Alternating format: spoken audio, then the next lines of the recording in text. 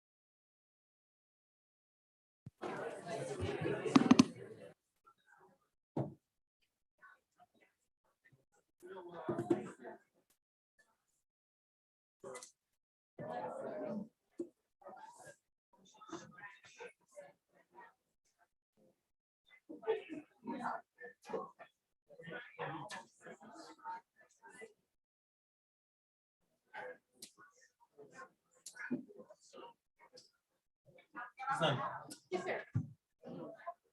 Okay. I get.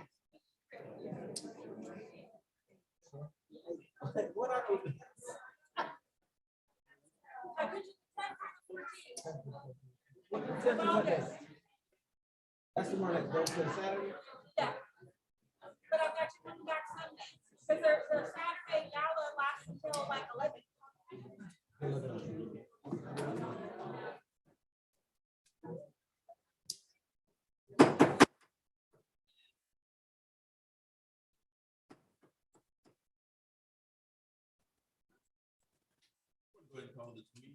Order, we'd like to welcome everyone to the city of Palatka, May 12th, 2022 City Commission meeting. At this time, we're going to ask everyone, will you stand for the pledge and the invocation by Chaplain Alonzo Mulberry?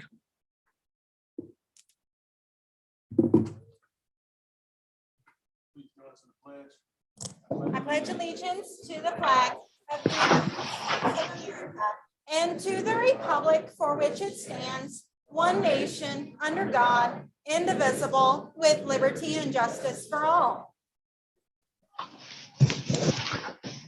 Father, we thank you once again for this day. Thank you for how good you've been all day long. You blessed us to come together once again, and we say thank you. We pray, God, for your divine guidance, your directions, your purpose, instructions, and all that we undergird to do for the city.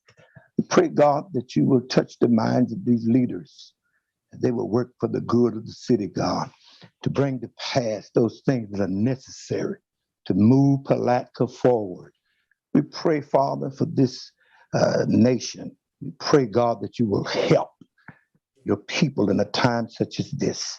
Give us vision for the times, and we'll give you praise and glory for all that you do. In Jesus' name, amen. Amen. Roll call, please. Thank you. Commissioner Tammy McCaskill. Here. Commissioner Will Jones. Present. Commissioner Justin Campbell. Present. Commissioner Rufus Borum. Present. Mayor Terrell Hill. Here. We're all present and accounted for. Have a quorum. Thank you. Next up is everyone had an opportunity to review the minutes from the April 28th meeting. Motion to approve. Second. Motion on the floor and a second by Commissioner McCaskill. Is there any further discussion on the motion?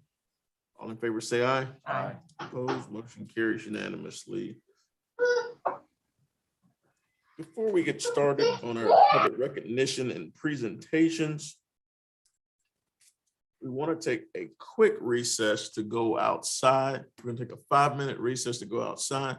We have a new vacuum truck that was just brought to the city. We're going to take a 5-minute recess to go outside. Everyone get an opportunity to look at it. We have Mr. Griffith on is he here?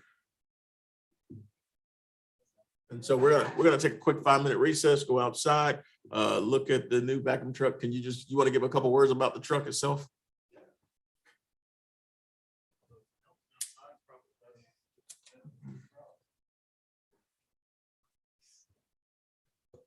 Mayor, I don't know what you said already, but we were just blessed to get an appropriation.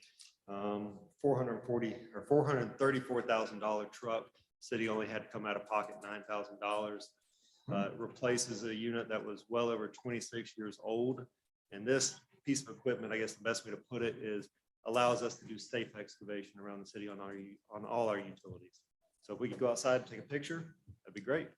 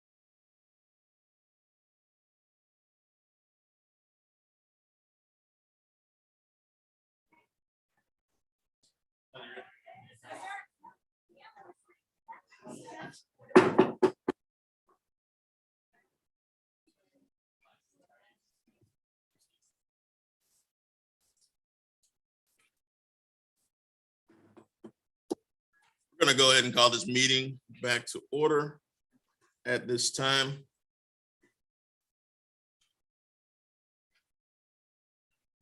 In light of what we have in place, I'm going to ask that our representatives from Becker Poliakoff, Ms. Yolanda Cash Jackson's our lobbyist, if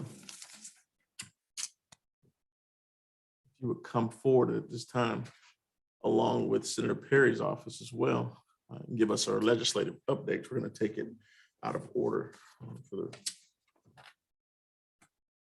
be an opportunity to get back on the road from your long travels.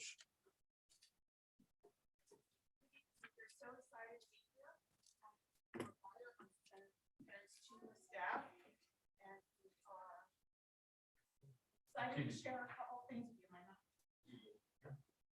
Use my inside voice, got it. So it was a very exciting legislative session this year. And Florida was in such good shape, being free Florida. We had a total budget to work with of $112.1 billion in the state of Florida. So during the legislative session, just a couple of things to let you know, there were 3,685 total bills filed this year. 285 bills passed through both houses. And in our office, no matter how many times the senator says, oh, we're not going to do as many, because in the House, you can only do 7, and in the Senate, you can be unlimited. We filed 42 bills. It was a lot of work, but we got 15 bills passed. And about an hour ago, we found out that the governor signed our juvenile expunction bill that the mayor and I had a great conversation on, which is going to help about 26,000, 27,000 juveniles in the state of Florida as of it being signed today. So we're very happy with that. A couple of highlights, just, I don't know what you're going to cover with. Okay.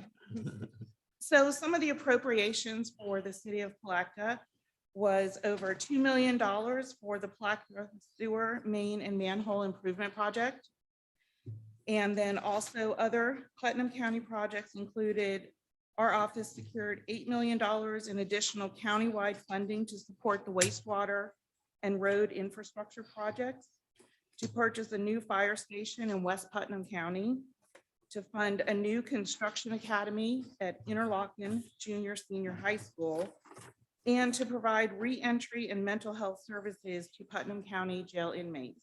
So those were a couple of the projects that we had. The other piece of exciting legislation is the Putnam County Ports Bill, which was Senate Bill 1038. So this will allow for economic development to look at a regional hub potentially in Putnam County. So this is going to start with of course, Senator Perry's office and Rep. Payne's office. We were happy to work through all of this. So we do have some copies of some budget items and some bills that we have here. If you have any questions for us or anything in particular you want to know. Any questions for the commission? Well, we'd just like to say thank you first and foremost for the work that you've done for the Putnam County community, as well as for the city of Palatka. It's always a pleasure to have you as our representatives in your office, is always working and going over and beyond the call of duty to make sure that the city is well represented and that the needs of the citizens are being met. So again, thank you very much for that. Thank you. And we do, you know, Senator Perry does have a house in Putnam County, and, you know, I take any excuse I can to come through here, and Corky Bells and a few other places that I like to visit. So even though we don't live in this county full time, we visit and support Putnam County on a regular basis and just love Palatka. So thank you for the opportunity to share a few words with you, and I'm gonna turn it over to you. And let's give a round of applause. Good evening, good evening. So good to be here in person. So you get to make it after being the commencement speaker for several colleges on your tour. I did, I did. A lot of time in this area. But I just want to say to Mayor and commissioners, thank you for taking the time to come up to Tallahassee.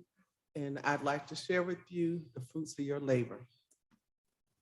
First, as I must give a lot of thanks really all the thanks to Senator Perry's office. I mean, they were certainly always available. Representative Payne, who could not be here, always made themselves available and made Palatka a priority, and want to thank you for that. So in addition to the dollars that was mentioned, there's another fund that we have to commend your staff on, and it was staff-driven. It was a grant for African-American culture and historical grants, and the city of Palatka did extremely well, and so well that they cut off at 30 million, so they were only going to partially fund the project that had a request of 600,000. But thanks to some additional hard work, we were able to get another $30 million into that pot. So I'm proud and very excited to say that the city of Palatka Robert Jenkins Memorial Gymnasium will receive $600,000 for renovation.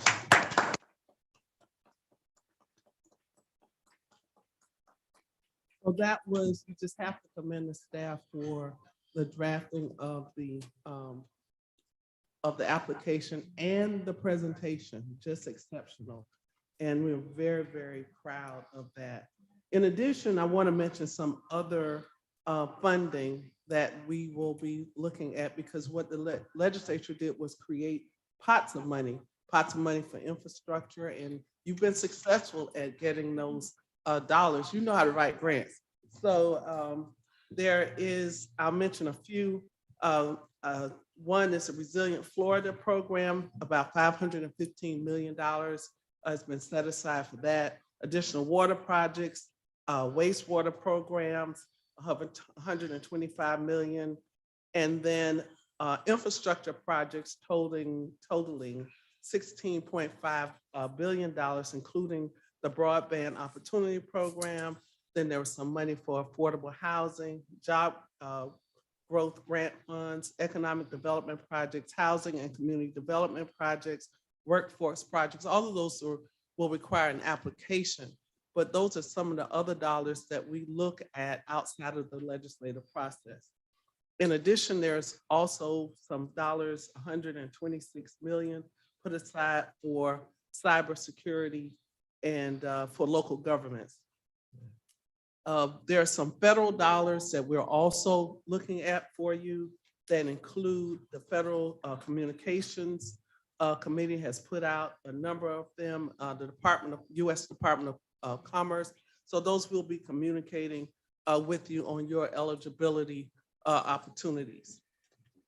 Just real quickly, there were a few substantive issues that we followed that have, some of them which have passed and you worked on when you were there. Senate Bill 620 regarding Local Business Protection Act by Senator Hudson, which passed. The private property rights in pruning, trimming, and removing trees by Jason Broder, which passed, and a number of other ones. Now let's talk about what failed. Unfortunately, because of the incident in Sunrise, there were a lot of bills that had to do with the collapse of those towers. But the bills having to do with community association building inspections, community association building safety, none of those passed. So where we are right now, and I will leave this list to it because it's exhaustive and I know you have other things to do tonight, but the legislature is about to go back into special session on property insurance. And so we'll be monitoring that very, very closely. As it is important to all of your citizens. The legislature also had a previous special session on redistricting. Just yesterday, the court struck down the congressional part of that map. The Senate and the state maps are still in play. So we may have a little different representation next session. I think we're going to lose Senator Perry, which is very disturbing, but we'll gain again, but we will certainly. That's right. That's right. So we'll see them. But so our representation will change a little, and I think we've sent those maps over. But with that, I want to stop to see if you have any questions. I want to also introduce again. I'll have to introduce. We had a really, really thorough visit when we were in Tallahassee. And that's LaToya Shields, who is with Becker as well. And it has just been such an honor and a pleasure to represent the city. And just, it goes without saying, just the professionalism has been more than welcoming. I think before we get started with any comments or questions from the commission, it's always a pleasure to have you and Ms. Shields here. The amount of professionalism and care that you give to the city of Palatka and to this commission is second to none. I think you've nurtured us through infancy of legislation to the point that we have really followed your lead moving forward in this community. And a testament to the work that's been put in place is the results that we're getting when we go to Tallahassee. So again, thank you and the Becker Poliokoff team for the great job that you're doing and for the things that we're going to get in the future as well. And so we just want to give you a thank you and a round of applause for the work that you got to do. Any comments from the commission? I just want to just thank them for the partnership. And again, we have a contract with you guys, but it's not a contract, it's a partnership. And that goes a long ways. Again, you guys also bring forward federal dollars that you can get as opposed to what we used to get, just limiting ourselves with the state dollars. So, and you guys make sure you continue to stay in contact with us, keeping us abreast of what's going on. And you can't ask for much more than that. So I want to thank you guys for that.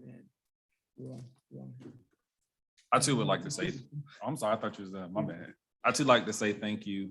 It's because of you all that when we walk in the Capitol, they know exactly who Palatka is. And I think over the years, that relationship, those partnerships have grown because prior to us, we didn't have that much representation that was traveling to Tallahassee. However, now, again, when they see us, they see the 5 of us, they see the 6 of us, they know that Palatka is coming and they know that Palatka is coming to do business. So again, thank you for leading us and leading the charge for every office that we go in the Capitol. Anyone else? As the freshman commissioner, I would like to thank you guys for making the process easier, and making us feel welcome and not a bother to you guys. And to Senator Perry's office, the same. You guys took the time to receive us and explain things to us as you gave us opportunity to present what we want to hear for Palatka. And again, thank you. It made me feel like we were at your house. So thank you for the hospitality. You're a sophomore now, by the way. Mayor, if I could, I'll echo the thanks to both the legislative representatives and Becker and Poliokoff. Certainly was a rewarding experience, but I'd also like to, I guess, take off on something you mentioned, which was your local staff, Ms. Tucker, Mr. Griffith, Ms. Shank, their grant preparation. And I think while Ms. Cass Jackson is here, she would probably say to you that all grant writers and grant applications are not the same. There's a whole lot of art involved in the drafting of a grant application. And I think that the results that the city's achieved in the last number of years is a testament to the fact that your staff's doing a great job of that. And so I just wanted to echo that too, in addition to the help we're getting in Tallahassee. Mayor, I do want to say we are looking forward to next session. I'll be remiss if I didn't recognize that you will still have Representative Payne, and we expect that he'll be in leadership. Right. So we're looking forward to what that brings. So I'm really excited about that opportunity. are we getting Hudson instead of who we getting to replace? I think it is Senator Hudson, yes. Okay. He's just over in St. Augustine. Yes. We'll continue to work with him. Also in leadership. So you should do And he's well. been here, and he's been Representative Putnam previously. Got a lot of bills out there that we need to see. So again, thank you very much for all you do, and we definitely appreciate it. And we're looking forward to more. I think that's pretty much it. Safe travels on your way back. So again, thank you.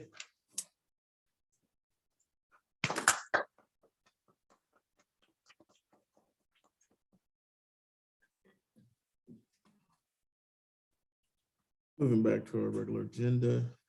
First up is a proclamation for Historic Preservation Month, May 2022. Thank you, Mr. Mayor.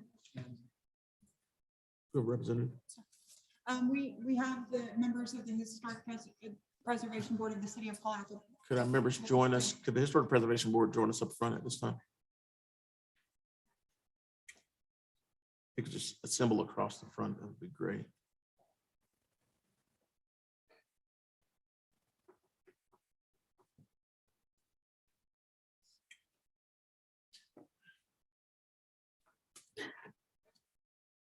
And it looks like they're joined by members of the Historical Society of Putnam County as well. Whereas the National Trust for Historic Preservation raises awareness for historic preservation during the month of May. Whereas historic preservation is an effective tool for managing growth and sustainable development, revitalizing neighborhoods, fostering local pride, and maintaining community character while enhancing livability. And whereas historic preservation is relevant for communities across the nation, both urban and rural, and for Americans of all ages, all walks of life, and all ethnic backgrounds. And whereas the historic buildings, churches, and homes of the city of Palatka help make our city unique and provide links with aspirations and attainment of the city's pioneers. Whereas the buildings constructed in the 19th and 20th century contribute to an appreciation of our heritage. Whereas it's important to celebrate the role of history in our lives and the contributions made by dedicated individuals in helping to preserve the tangible aspects of heritage that shape us as a people.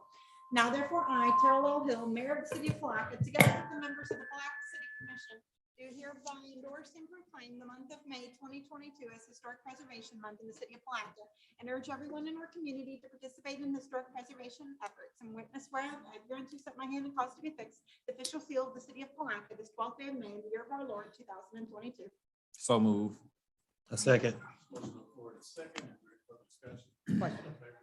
Aye.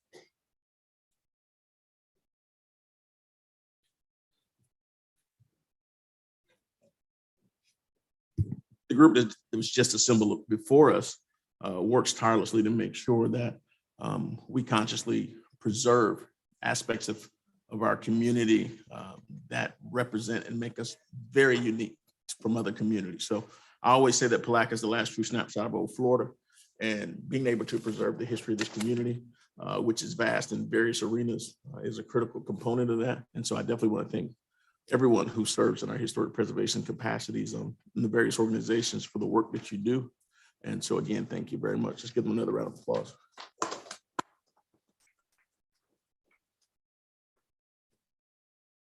Next up is Proclamation for Police Week. Actually, Proclamation for Safe Boating Week, May 21st through 27th, 2022. And Wear Your Life Jacket to Work Day, May 20th, 2022. You saw us with our life jackets on a little early. So at this time, we're going to have a proclamation. If we have a representative come forward this time. Whereas for over 100 million Americans, boating is a popular recreational activity from coast to coast and everywhere in between. People take to the water to enjoy boating, sailing, paddling, and fishing. During National Safe Boat Week, the U.S. Coast Guard and its safe boating partners encourage all boaters to explore and enjoy America's beautiful water responsibly. Whereas safe boating begins with preparation. The Coast Guard estimates that human error counts for most boating accidents, and that life jackets could prevent nearly 86% of boating fatalities. Through basic boating safety procedures, carrying life-saving emergency distress and communications equipment, wearing life jackets, attending safe boating courses, participating in free boat safety checks, and staying sober when navigating, we can help ensure that boaters on Americans' coastal, inland, and offshore waters stay safe throughout the season. Whereas National Safe Boating Week observation brings attention to important life-saving tips for recreational boaters so they can have a safer and more fun experience boating throughout the year. And whereas on average, 650 people die each year in boating-related accidents in the U.S., 75% of those are fatalities caused by drowning. A significant number of these boaters would be alive today if they had worn their life jackets. Now, therefore, I, Terrell Hill, Mayor of the City of Palatka, together with the members of the Palatka City Commission, do hereby endorse and proclaim May 21st through 27th, 2022 as National Safe Boating Week in the City of Palatka. And we encourage all citizens in the local to participate in local U.S. Coast Guard planned activities and participate and wear your life jacket to work day on May 20th. And when it's where I'm here and to set my hand and cause to be affixed, official seal of the city of Palatka, this 12th day of May, year of our Lord, 2022. So move. Second. There's a motion on the floor and a second. Any further discussion? All in favor, say aye. Aye. Opposed, motion carries unanimously. Let's give a round of applause for National Safe Voting.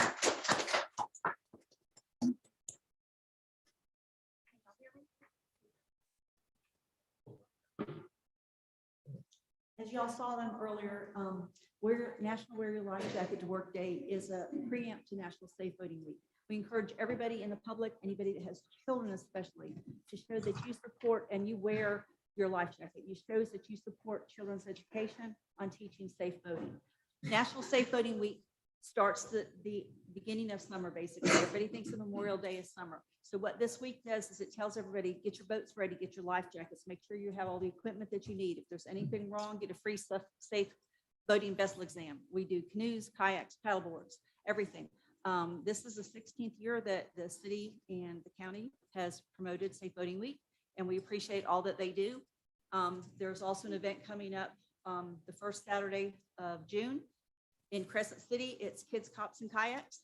You can bring your own kayak, bring your children out, bring canoes, paddle boards, anything. It's a good chance for the children to see how everybody works together, from officials, like they look at us like, oh, you're, something official, but the Coast Guard, to the regular people, to the people that work for the city, to the police officers, so that everybody works together to keep all our kids safe, including the parents. But if we start with the kids, in 15 years, we're not going to have these safe voting accidents.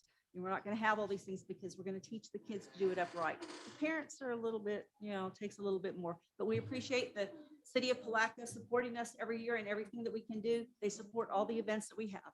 So thank you very much for your time and your patience while we tried to get our life jackets on good. So this way, remember, everybody, on next Friday, wear your life jacket everywhere you go. And when they ask you, it's because you're promoting safe voting throughout the county. Thank you so much for your time.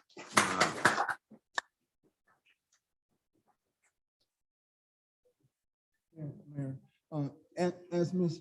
Fisk said, during her presentation or whatever, we did have a couple of events here where we hosted classes with the Coast Guard. They came in, we actually had a graduating class who actually took the course and got certified just prior to COVID. So it was 2 consecutive years we did that, and I think it was really super success. Florida is a peninsula, on 3 sides is covered, surrounded by water. The land is surrounded by water, so it's certainly important that our people understand and know how to operate their vessels, because the water is very, very tricky, and you must wear your safety vest. Thank you, and I look forward to working with you again soon. Absolutely. That's a great initiative as well from that Commissioner Board put forth. It's great for the citizens, and we're hoping that we can get that crank back up on the back end, or the middle end of this pandemic. So again, thank you very much for all you do. Next up is Police Week. We have our law enforcement in here for Police Week. Councilor Newcomb, you can come forward at this time. Whereas in 1962, President Kennedy proclaimed May 15th a National Police Officers Memorial Day, and the week in which May 15th falls is National Police Week.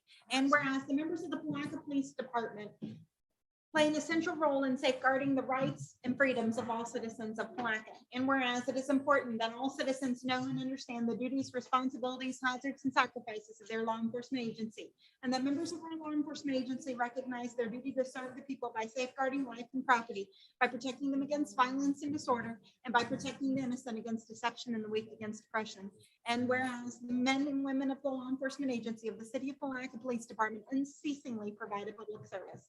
Now, therefore, I, Tanner Hill, Mayor of the City of Palatka, together with the members of the Palatka City Commission, do hereby endorse endorse and proclaim May 11th through the 17th, 2022 as Police Week, and May 17th, 2022 as Peace Officers Memorial Day in the city of Palatka.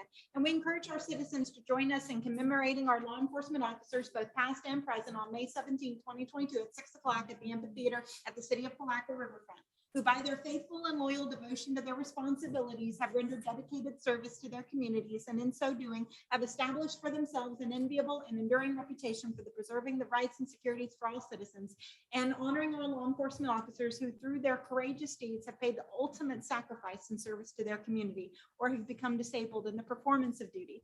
And let us recognize and pay respect to the survivors of our fallen heroes. In witness whereof I have hereunto set my hand and caused to be affixed the official seal of the city of Palatka this 12th day of May in the year of our Lord 2022. So move. Motion on the floor, second, all in favor, say aye. Aye. Opposed, motion carries unanimously. 2 round of applause.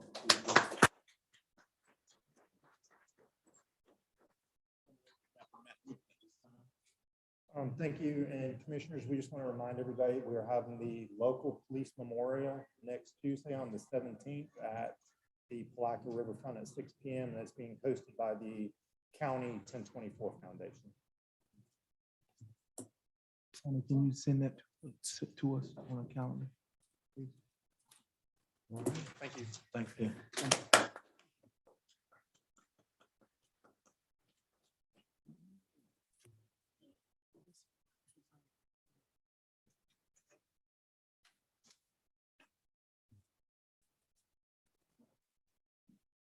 Next up, friends from VFW, Firefighter and Police Officer of the Year Awards.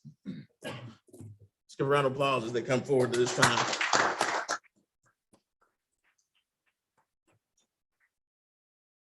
As always, thank you to our veterans for the work that you do in this community.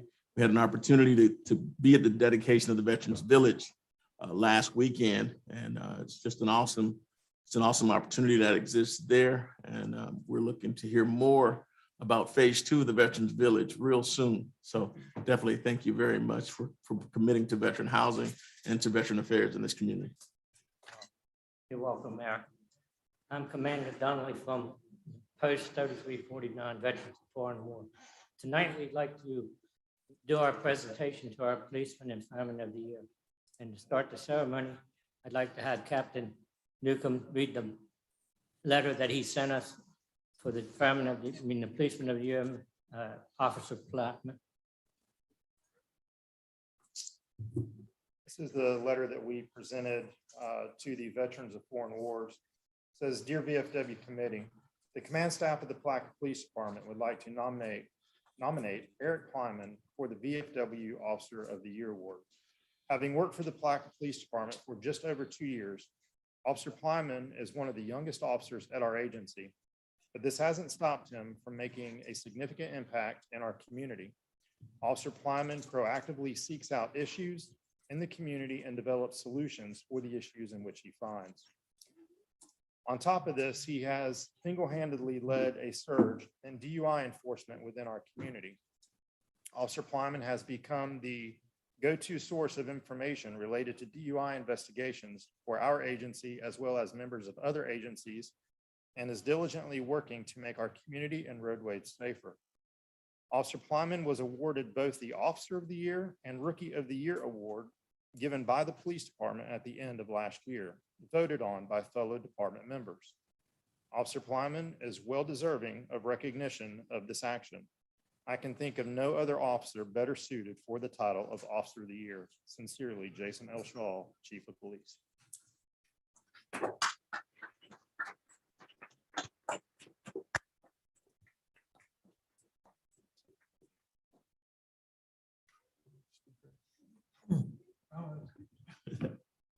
Congratulations, officer.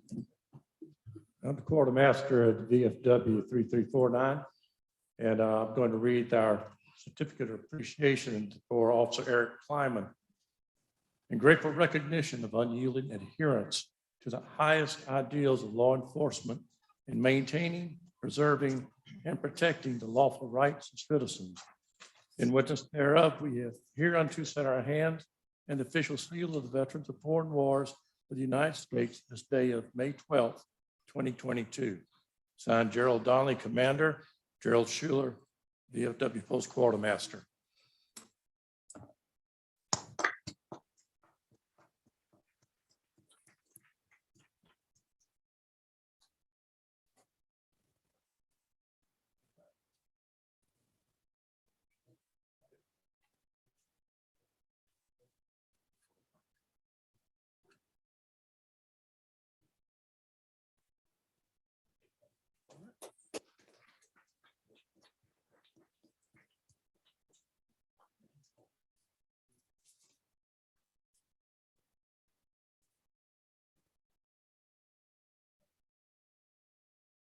We had Chief Chris come up from the Palatka Fire Company.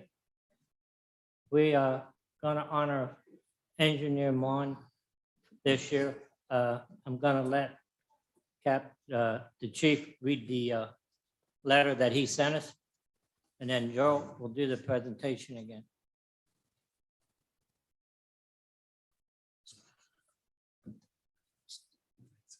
We are extremely pleased to be able to recognize Engineer Robert Moore's outstanding efforts and contributions to the greater Palatka community. Robert was hired by the department on July 7th, 2011. Robert is a hometown boy from Palatka who has served his community well as a firefighter driver, and also he's being promoted to lieutenant. Mr. Moore is also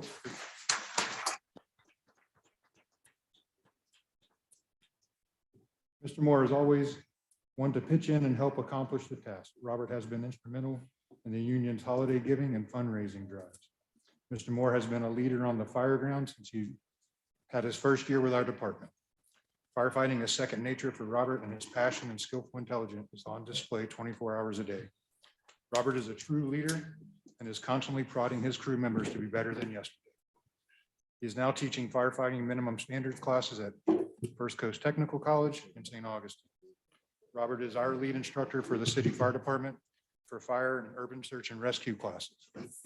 Robert never backs down from a challenge. Along with several others, he has inspired the department to take physical fitness to the next level. Robert is in constant competition with himself, other shifts, and other members so that we can move forward into the future with strong leadership and compassion for our community and citizens and visitors.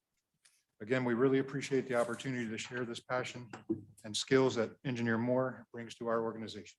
As always, we appreciate everything your organization does to recognize our members and other members of the fire service. Thank you for your service to our country and our community.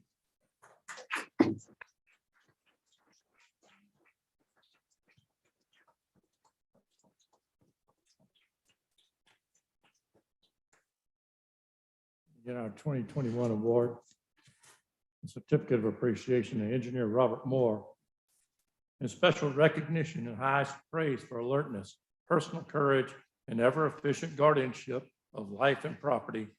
In witness thereof, we hereunto set our hands on the official seal of the Veterans of Foreign Wars of the United States, this day of May 12th, 2022.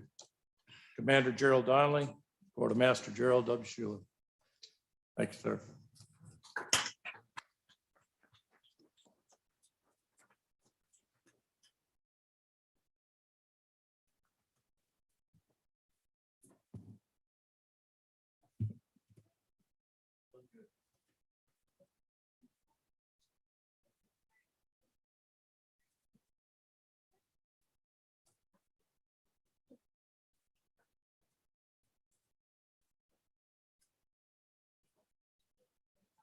Thank you. Thank you.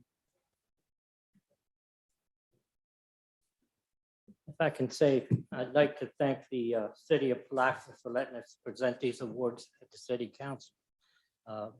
If anybody gets a chance out at the Veteran Village, the driveway is we've done the driveway with the American Legion. We put a flagpole out there. I'm getting ready to put another bench out there. And we have benches that have signatures on them that honor the veterans. And one of them says they gave all. Our Memorial Day is coming up. We got a parade started. And we'll have a memorial service at 11:11 at the park. Again, thank you, council, for the opportunity to do this. Thank you for all the work you do as well. Thank you. Thank you.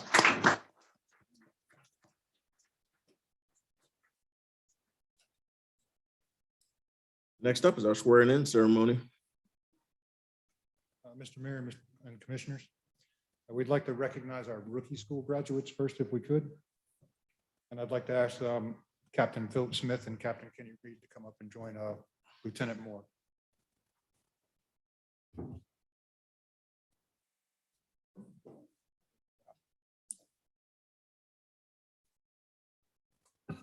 You guys will come forward when I call your name. Firefighter Andrew Waycaster.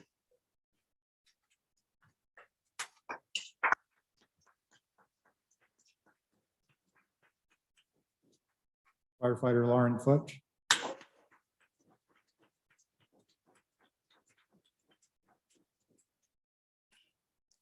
Firefighter Michael Schultz.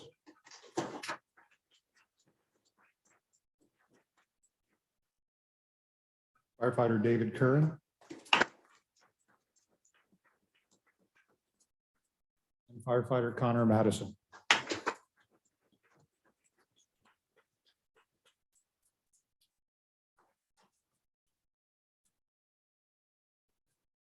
These guys all participated in and completed a 2-week intensive training course with Lieutenant Moore and the 2 captains you see up front. And they did well, showed themselves approved, and we're now moving forward. Next, we'd like to recognize our newest firefighters and our newly promoted officers. I can have Firefighter Zane Wilsey come forward.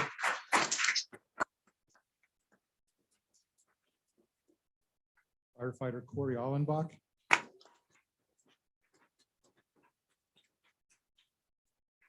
Engineer Matthew Pope.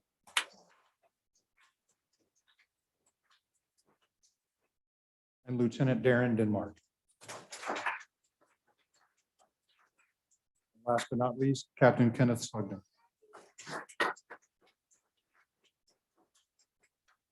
And then the ultimate special, new Deputy Chief Fire Marshal Chad Brentford.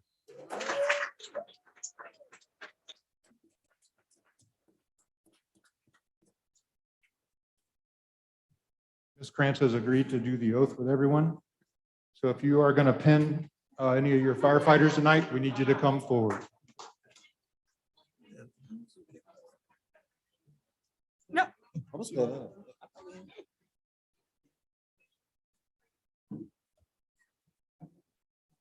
We were going.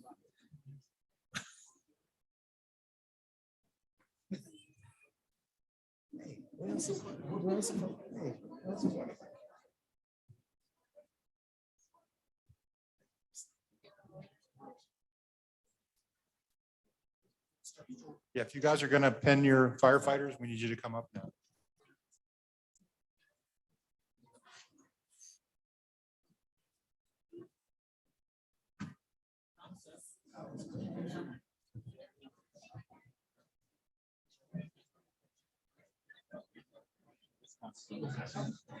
All right, it's okay, it's all good.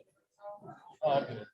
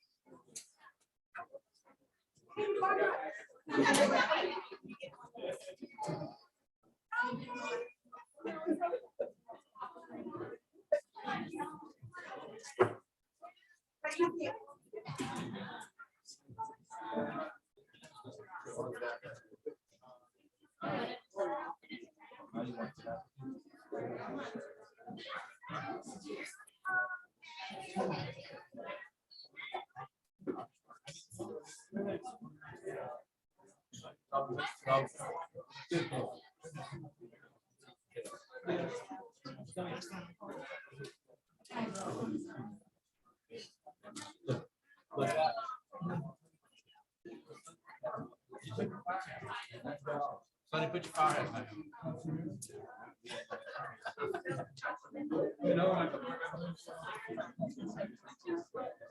Okay, guys, if we can do the oath now. As the interim city clerk of the city of Palatka, it is my pleasure to provide the oath of office ceremony at this time. Just 1 second. Let everybody clear out first.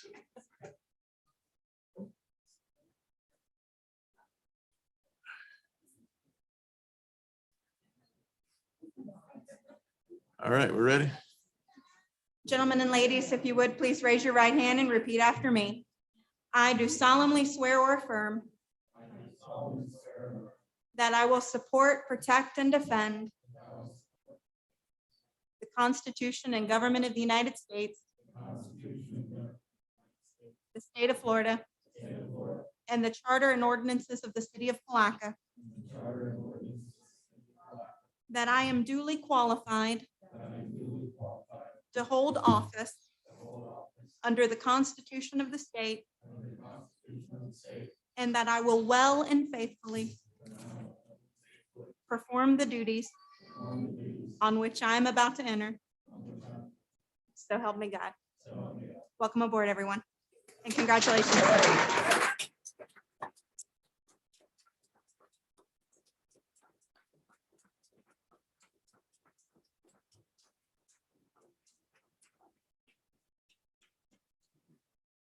Thank you very much.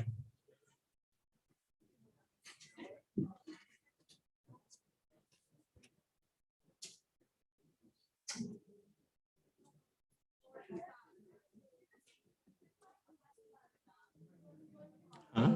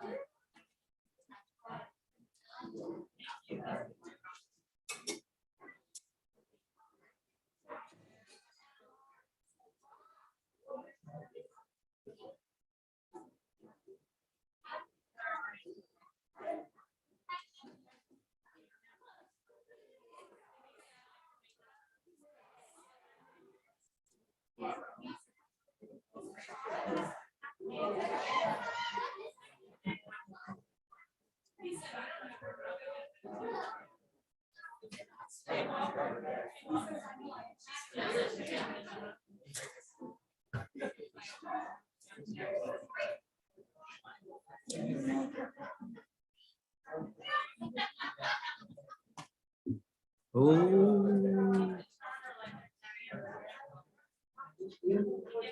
No, sir, that we're just letting those, it's just been ordered to clear out, then we'll begin again.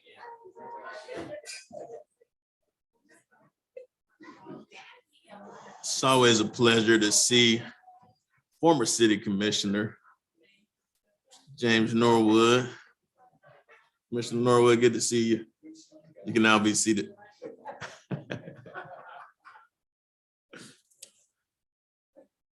But in all truthfulness, to see families get an opportunity to celebrate special moments with their loved ones who've committed to service to this community as first responders is always a good thing. Those moments can never be repeated, those first moments. And so if it takes us a little bit of extra time to let individuals who've committed to putting their life on the line on a daily basis have an opportunity to celebrate accomplishments, it's well worth it. And so again, let's give them another round of applause.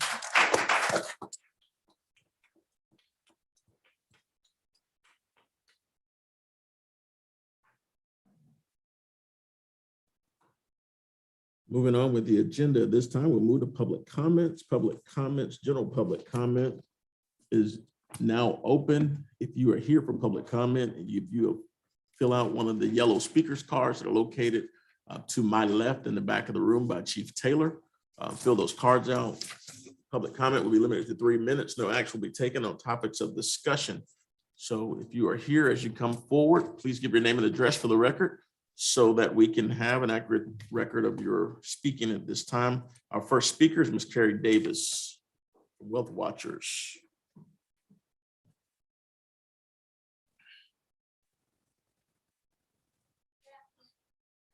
Good afternoon.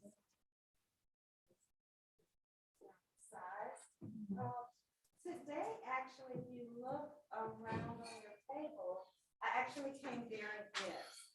So I had the opportunity, oh, I'm sorry, let me go back. Gary Davis, 5310 Lennox Avenue, Jacksonville, Florida, 32205. So now that we've got formalities out of the way, I wanted to make sure that each of you receive a copy of the book. It's called Investing in Rural Prosperity. And it's a book that was put together by the Federal Reserve Bank of St. Louis. And last year I was asked to contribute as an author to this particular book and to identify a community, a rural community that I work with. So of course I had to do Palatka.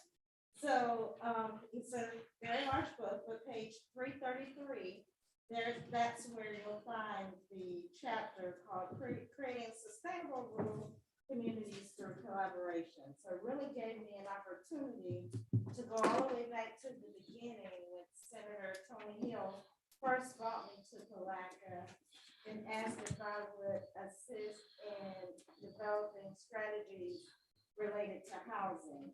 So I just wanted to share that with you and know that now Palatka has been memorialized across the country. As we have speaking engagements, et cetera, I think I've had about 3 or 4 now where we discussed my chapter in the book. So I wanted to share it with you. It is a great framework of rural communities across the country and how to build prosperity. The other document each of you have is a copy of our booklet for our upcoming golf tournament, which will be held at the Palatka Golf Club. So I just want to invite you guys out June 4th. We will start tea time is at 9 o'clock. And if you don't golf, you can always come out as a spectator. But take an opportunity to read through that booklet. We have a great tournament director, and your very own Mayor Hill agreed to be our honorary chair. So I appreciate him for allowing us to use his image in the booklet. And that's about it. I just wanted to say thank you. And of course, there are team registration opportunities still available as well as sponsorship opportunities. Thank you for the time. Thank you. Let's give a round of applause. So Wealth Watch is one of those organizations that always has Palatka and the citizens in their heart. Although they're a Jacksonville-based organization, they are truly a Palatka serving organization. So again, thank you very much for the work that you do in this community. Next up, Mr. Hoderling.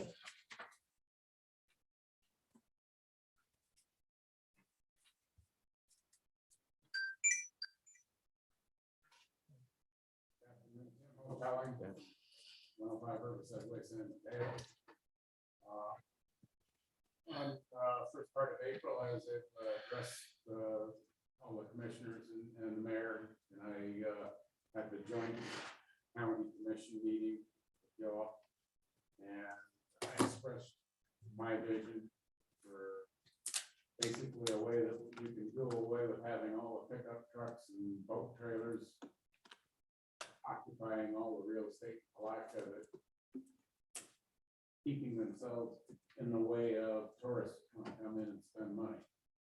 And that vision is by routing that truck tractor or the boat traffic from the fairgrounds over to Pico Ramp, put the boats in there, run the boats across to the dock where you can have all kinds of extra room for show and tell and all of the things that bring people downtown. If you go fish, come back, have their boats all locked up, nice and safe and secure. And in the off season, or when you don't have tournaments going, where it can be used for other RVs and the circus guys come to town, they'll have a way to hook up. There's a lot of opportunity. I got to thinking about it a little bit more since I gave you the message. And so I put this piece of paper together that describes that the basic message is the time is right. You know, we had the fair. Fair only lasts a short period of the calendar. Day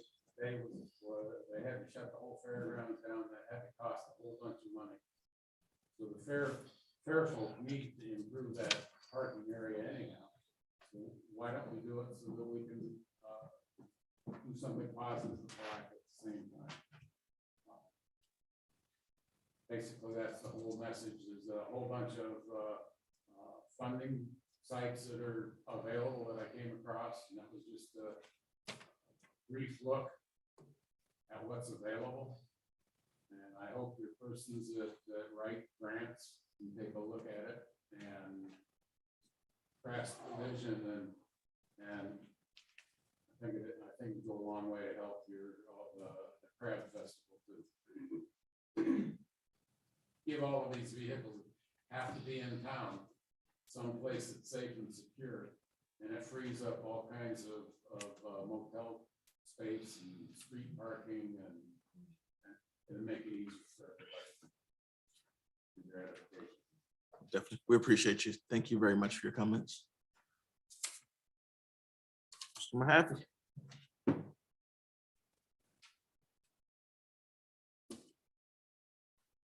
Mr. Carr can't join you. Nah. Nah, you're fine. This is Ken Mahaffey. I am a member of the Parking Trail Society of Florida. Parking Trail Society of Florida. We've got so many different names. Which group I'm talking about. But we wanted to come in and give y'all a report on parking product this year. But before I want to do that, I would like to honor several of your employees that, if not for them, it's been a little bit rougher, a little bit tougher, but your staff and all out there, Eddie, Courtney, and Justice, and they made the days perfect for us. And I'd just like to send my thanks and our organization back for everything y'all did to help us get ready and to make it success. Thank you. Thank you for that aspect of it. So, we did have a successful year. We had a very successful year. If we look at the numbers, of course, technology is just amazing, but we're able to capture now. We found out that we had the boat ride, we had the bus ride, we had the kayakers, we had the bicyclers and all. Out of those groups that had to register, they were all from out of town. We have a treasure here that we need to make more people aware of. And it just shows that there is that opportunity for us to look forward and being able to develop further enjoyable recreational activities on the water, on the land, and push forward for more. This time I'll let Sam get up and just to repeat what Ken said, we sold out of boat rides, every single one was done. The educational program was in on Friday. 200 kids came down on the riverfront on Friday. I don't know how many hundreds, if not over 1,000 people showed up on Saturday. Sunday, we had a bus ride that took 20 some odd people all through Putnam County, and majority of them were from out of town.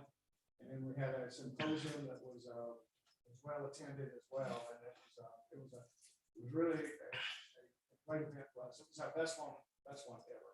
And so the city of Black was well represented there, and Ken's point of view, Ken's comment about the staff, they really were helpful to us. It was great.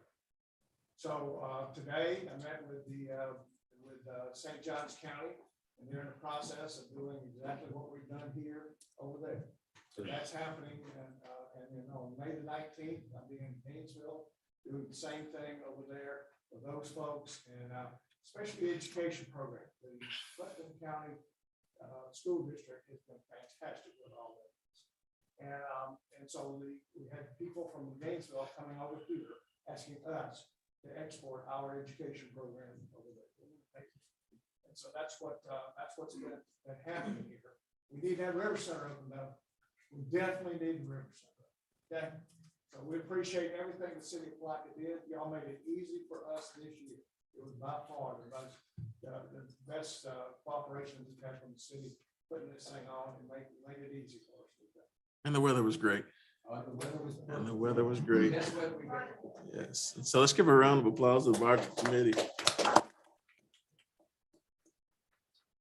So it's good to see this festival go from a vision to a reality, and it's now no longer just a Palatka festival, but it's a regional festival, and we're looking forward to becoming a national festival.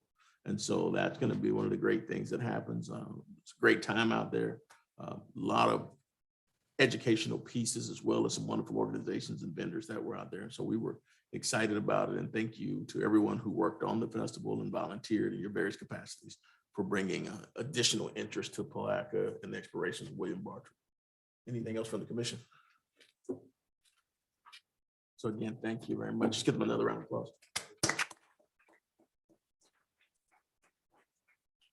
Brad Holly.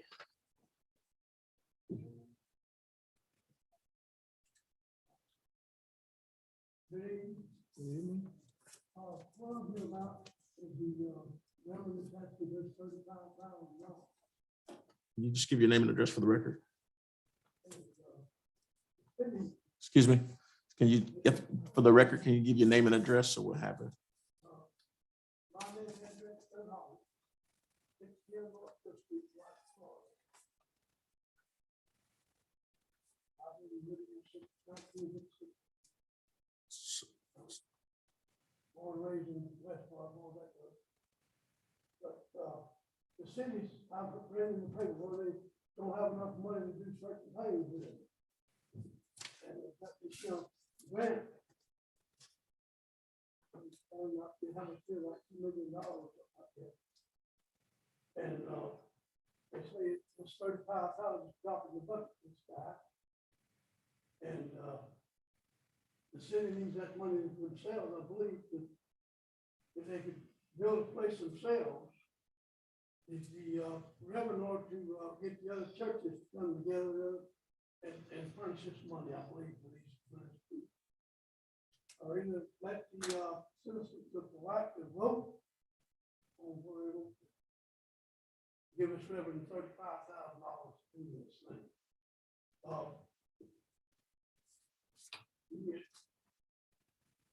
You may already done, I don't know what, rules, what's going to be done if the city gives them this money. In order to let people know what the rules are going to be. And they said, believe it, they will help this community on the north side about the shooting thing. I don't have to see how that would help. It's not what's called mass shooting. Who was everybody going there? I don't think, I might be wrong. I'm gonna get that all back up. I'm just doing. And like I say, the city's got other things they could spend this money on. If other churches could come together and fall in line, I believe would help more than the city giving them the money.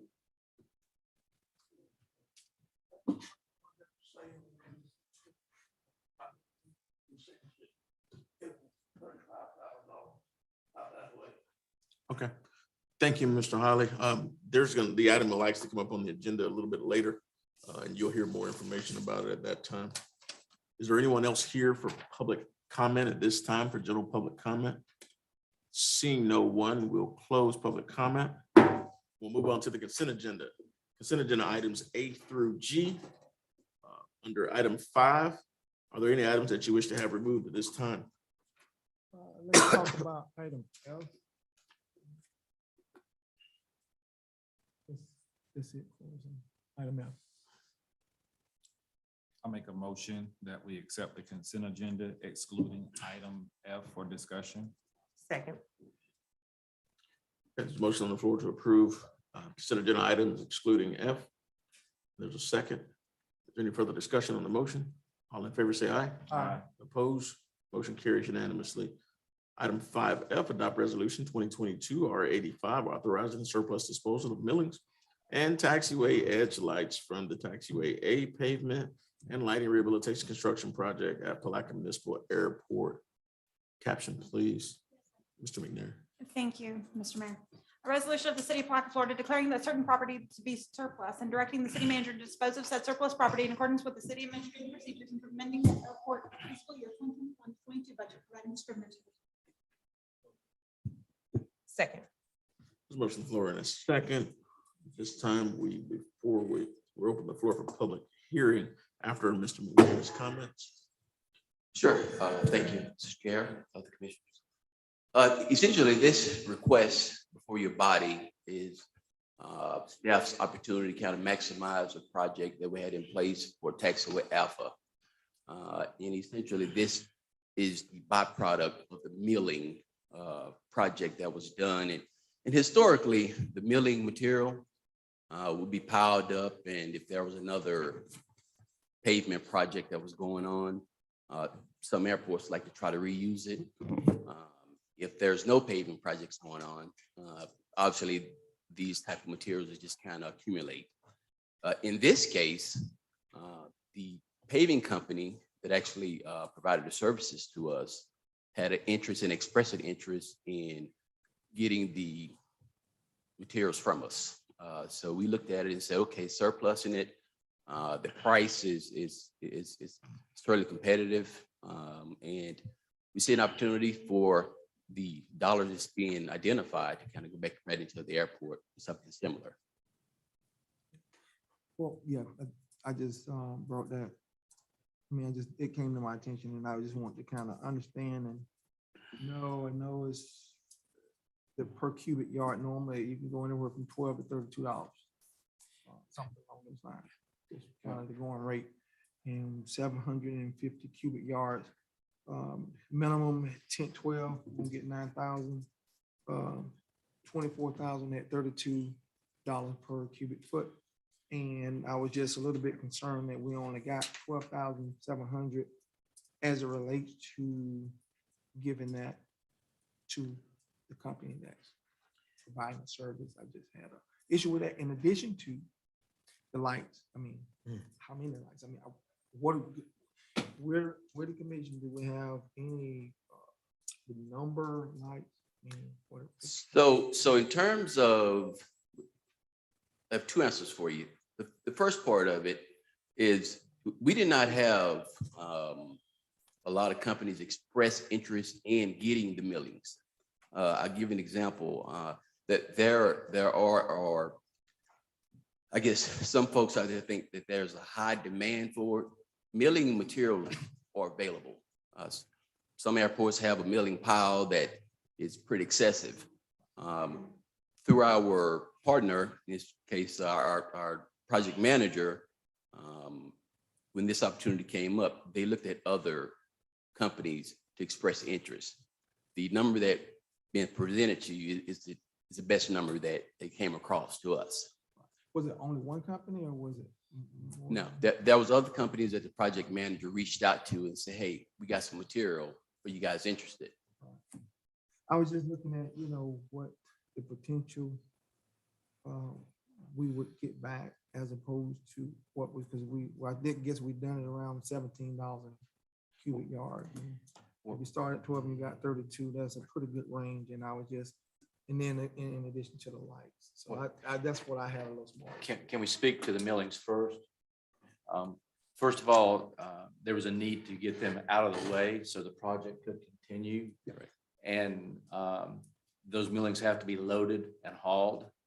So the price that you have is a net price with the buyer loading and hauling the millings and getting them off site.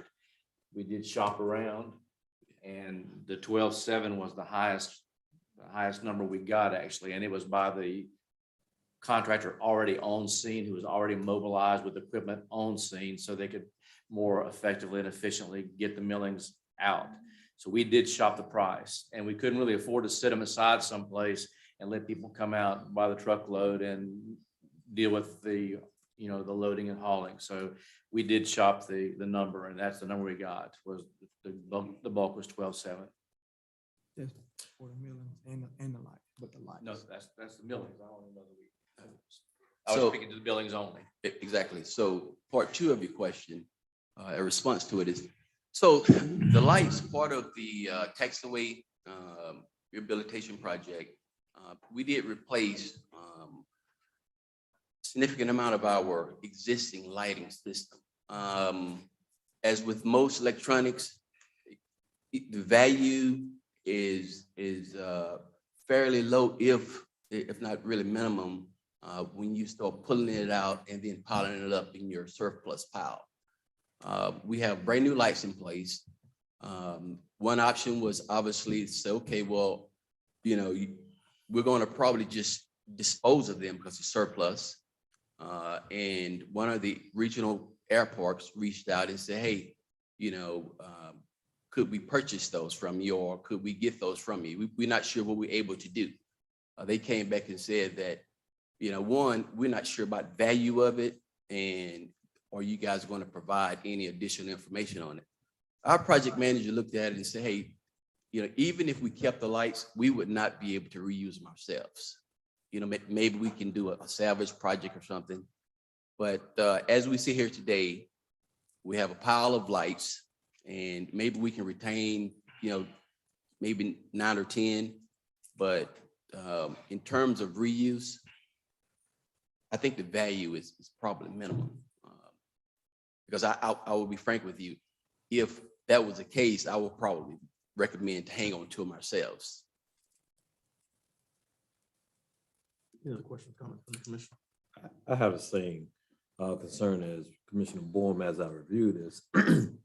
And what I want, milling, I'm not familiar with road work and stuff like that for me, but I do have a question. The milling, could you use those to like cover dirt roads or something? And will it help dirt roads or prevent them from being washed out? Well, I'm not going to, I guess, speak to the technical purpose of them, but I'll give you the general purpose. So the milling is essentially, they'll come through and they'll shave off a certain depth. This is asphalt material.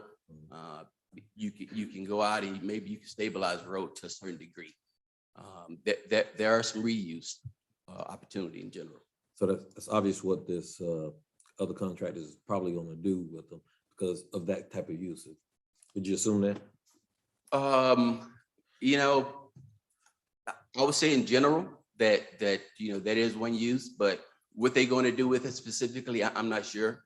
I was saying it's not a test, but the reason why I'm saying it is we have some roads that in question that's dirt and it washes out a lot. And we've had complaints about it. I want to know would the value be more used as $12,000 if we could actually address those issues until we could temporarily address them until we could fully address them later. And I think Commissioner Bourne know the area I'm talking about on North, I think it's Fifth Street. Yeah. And when I read this, that's the question I had. And I guess Mr. Griffith, could you answer that? So Commissioner Jones, actually, when an asphalt contractor typically takes the millings, they take them back to the plant and they get reused in the production of asphalt. We prescribe in our bid that we like to retain the millings at the airport. We do have a stockpile already, so we had enough surplus for what we use it for around that area. If you wanted to, in a future project, instruct the contractor to salvage the millings on site, we'd also have to instruct them to take them to the road and lay them down. We don't have the in-house capability to put the millings on a road and then properly grade it. It is something that we could do. I don't know if you've been to Old Wolf Bay. The county did that in the past year or two. It's holding up okay, but it still can wash out. Yeah, it's to address a problem that citizens have had for some time, and we haven't had the resources to go and take care of that problem. And it's on the list to be done, but way down the list. So if we're only getting a fraction of the value of this stuff, I think that it could be better used. That's just my opinion, and I wanted to say it because I think Commissioner Bourne was going in that direction as well. So I just want to put it out there because we need to either do one or two things: have a solid policy of what we do with surplus. If it's a certain value or what have you, when you guys bring it, or when we're gonna get rid of it in this manner. So I want to just say that to the commission. And if it's an avenue, could we hold off as an avenue that we could look at and see could we actually do that project on Fifth Street? This surplus. My suggestion would be this project, this surplus is not the best opportunity. You do have a project going to bid in the next couple of weeks. That is the St. John's Avenue Streetscape project, which there is significant millings on that project. So we could look at basically putting in the specifications that the city wants to retain those and put an alternate in that bid where you could award a contractor taking those millings to a dirt road, laying them down, compacting and grading them, if that's something you wish to do. But it's a little bit too late on this project. So we don't have the capability of moving it from our property that we have it on now to that property on Fifth Street is what you're telling me now, and get that milling laid down. Well, we can obviously take the loader out there, put it in the dump truck, drive it over there and drop it down, but we do not have a road grader, sir. We don't have a roller. Do we have a roller that would be capable of rolling the millings? No, sir. So. Well, we don't have it for St. John's project either. That's gonna be an excuse on that one. No. Not excuse, but that's gonna be an issue then as well. I'm just saying, I just think the better use for stuff like that with surplus, and again, it's only my opinion, I would like to have the commission chime in on it as well, to see what their thoughts are. But when I want to, because of the project that was with the Price Martin Center, I saw some surplus get disseminated or disposed of in a manner I didn't care for. So I want, this gives us opportunity to address it now, and for future, we need to know. And again, to Commissioner Boren's point, we need to see what we're giving away. That would be beneficial for us to make those kind of determinations sitting up here. So the difference, if you use a St. John's milling, as Mr. Griffin said, was you would build into your bid process an alternate that contracted for the transport, grading and rolling of the millings. We don't have that capability, but you could build that into the contract involving the St. John's Avenue project as an alternate, correct? Yes, sir. And we would need to know tonight that project is going to bid next week. So if you wanted to do that, we could build that in. It's going to cost money. And the question is, do you spend more money than you save by trying to do that? And then long-term, I don't know what the long-term issue is in terms of maintaining it or whatever. I don't know that. I'm not an expert. I'm not a road man, but I'm just saying those are, sometimes a savings is not a savings. So just mentioning that. All right. Well, I just want to know what the numbers are. We want to know what the numbers are and be able to utilize 100% of what we buy. We're giving this, I say it's a pretty good rate. I mean, that they're getting for this milling, and you can, if the market rate is anywhere from 12 to 32, we settle for 16. So, Mr. 17. I just like to see the community, the residents, taxpayers get the best bang for their tax dollar. I mean, that's what I'm here for. And Commissioner, to that point, I'd like to reiterate that the city has no handling cost in this product. So that's why you see it towards a lower range of that range that you mentioned. Yes, we could probably get a higher fee per yard if we were willing to handle that product, sell it in smaller batches, load it and haul it, but then you incur additional costs. So as Mr. Holmes referenced, we did reach out to 2 other contractors, and we said, hey, what would be the going rate if you were on this job? If you were milling this job and you had your trucks there already and you were doing the loading, and the $12,000, $12,700, forgive me. Yes, it was the best price that we got. We do have an opportunity in the next month. If this is something you guys want to consider, an alternate is something you have the option of awarding. We can build this into this bid that's coming up. And when we bring the bid to you for award, we can have a discussion about, is it worth the price to take those millings through roads like North Fifth Street or Church or James? You got a number of them around the city. We do acknowledge that. I just like to just see the number, and I appreciate that, and I thank you guys for what you're doing, but I just like to see the numbers and see if we could get the best bang for the buck, other than how can we utilize it in the city, knowing that we have a lot of potholes as opposed, and as well as unpaved roads and things like that. So that's why I'm making the comments that I'm making. And no attack on you guys. I appreciate everything that you guys do. But I also think that comments, and it's not the first time we've had the comments about, I guess that'd be from 6th and Dunham to around 5th Street, around North 5th Street. It's an area we've talked about before. It's an area that's prone to flooding. And I think in the same manner that we brought the 18th Street quotes back, looking at that road, the difference between that road, I think and from what we were doing before with the resurfacing milling, the resurfacing projects on 18th Street is the base of the road. So that's not a lime rock based road, is it? The 5th and Dunham to 6th and Dunham? No, sir. So we'd have to look at also putting a base on that road as well to get the pricing. You can put millings directly on stabilized grade. It's not going to hold up. We need to put that out there that a millings road will not hold up. It's going to hold up a little bit better than a dirt road. But if you guys are looking to take the remaining dirt roads in the city to, what would be the prevailing treatment around the city, which is asphalt or brick, we need to put together a set of plans and we need to put it out to bid.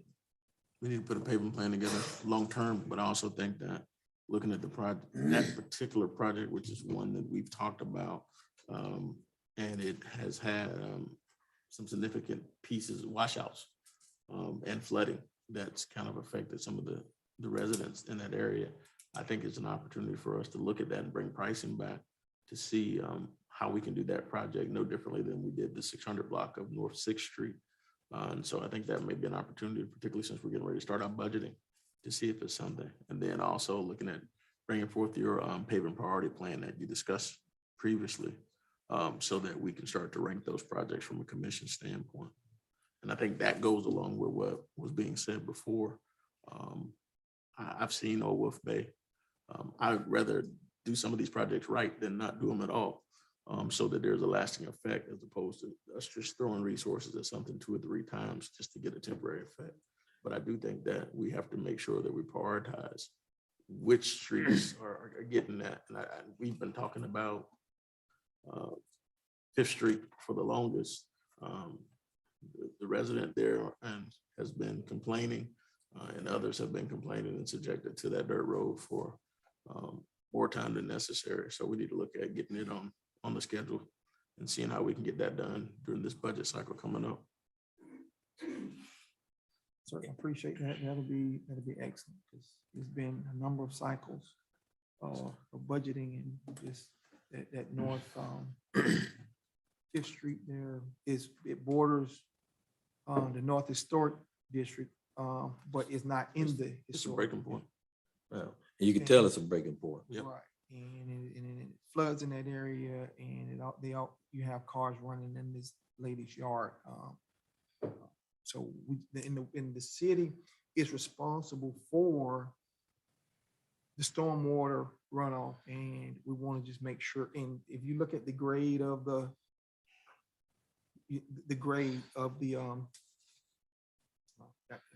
get the technical name of it, but it just basically disappears. Everything that it controls the water that goes down. It kind of aids the water and going away from the house, but actually it gets down, and it goes from like 4 inches down to 0 inches, and the water just runs right in the yard. And that's something that the city needs to be taking care of in terms of that, and it shouldn't fall on the resident.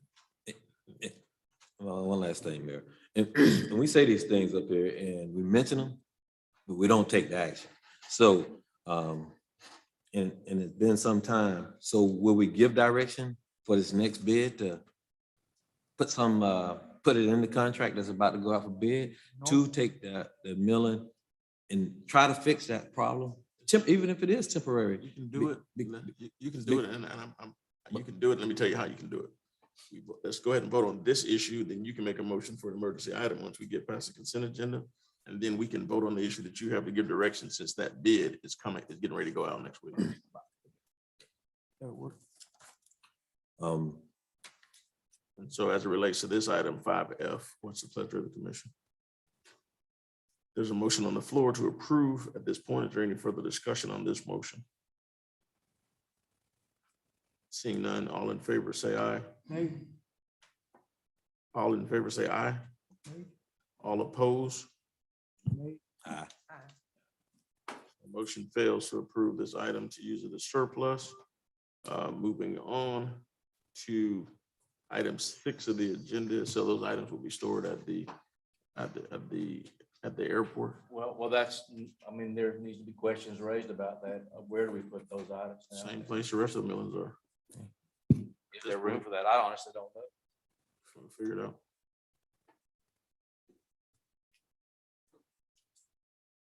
We've got, I mean, if worst case scenario, we got enough property around, we can put them there. We got to adjust. Transportation costs come out of what fund? General fund? Okay. It's all general fund. This is grant, isn't it? Yeah, but the costs are gonna be general fund.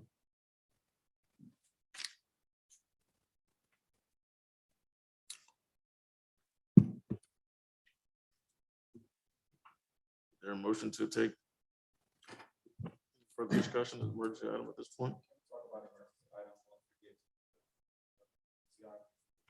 That's fine. Moving on to item number 6. Discussion and direction, Family Life Center request for $35,000 in support of getting Family Life Center pool operational. Mr. Holmes. Mr. Mayor and Commission, you're aware of the request that was made, and there was a presentation actually forwarded to you at the last meeting, actually. And at that meeting, I had had some questions about some details regarding the request. Subsequent to that, I received an email from Ms. Thomas with a supplement to the presentation that she had provided at that earlier meeting. And that supplement, I think all of you have, that supplement provided a listing of the expenses that would comprise the $35,000 plus or minus that was being requested. Ms. Cranch, can you pull that one slide up, please? I'm sorry. Okay. So she then, that's the breakdown that was provided, and that, can you just put it back and leave it, please? That's the breakdown that was provided as a supplement following our last meeting. Ms. Thomas asked if there was anything else that I thought would be helpful to the commission. And I responded with an email telling her that I thought there was there might be additional questions, and asked if perhaps she could be prepared to provide some information regarding the following questions. When was the pool last operational? This has to do with the pandemic and with pandemic recovery. So my question was, when was the pool last operational? If the pandemic forced the closure of the pool, when was the pool equipment last functional so that it could have been operated if the pandemic had not restricted or prohibited the operation of the pool? 3, what is your organization's plan for operating the pool if it is repaired? For instance, will it be open to the public? During what days of the weeks or hours will it be open to the public? Will any fee or charge be assessed to those wishing to utilize the pool? Has your organization prepared a proposed budget for pool operations, i.e. cost of daily pool water quality monitoring and maintenance, cost of staff, including lifeguards, cost of routine maintenance, cost of electricity and pool chemicals, and cost of insurance? The last line of my email was, I believe that answers to the above questions will assist the commission in discussing and acting upon your organization's request. I haven't received a response to that email. And then one last item, and then I have nothing further to add after this. One last item, each of you received, and one of the commissioners was kind enough to forward a copy to me, a letter from a group known as the Freedom from Religion Foundation. Each of you have a copy of it. It was actually emailed directly to you, but we provided you a written copy as well, without attempting to read the 3 pages or actually 2+ pages of this letter, this group, and the title of the letter is Unconstitutional Funding to Calvary Missionary Baptist Church.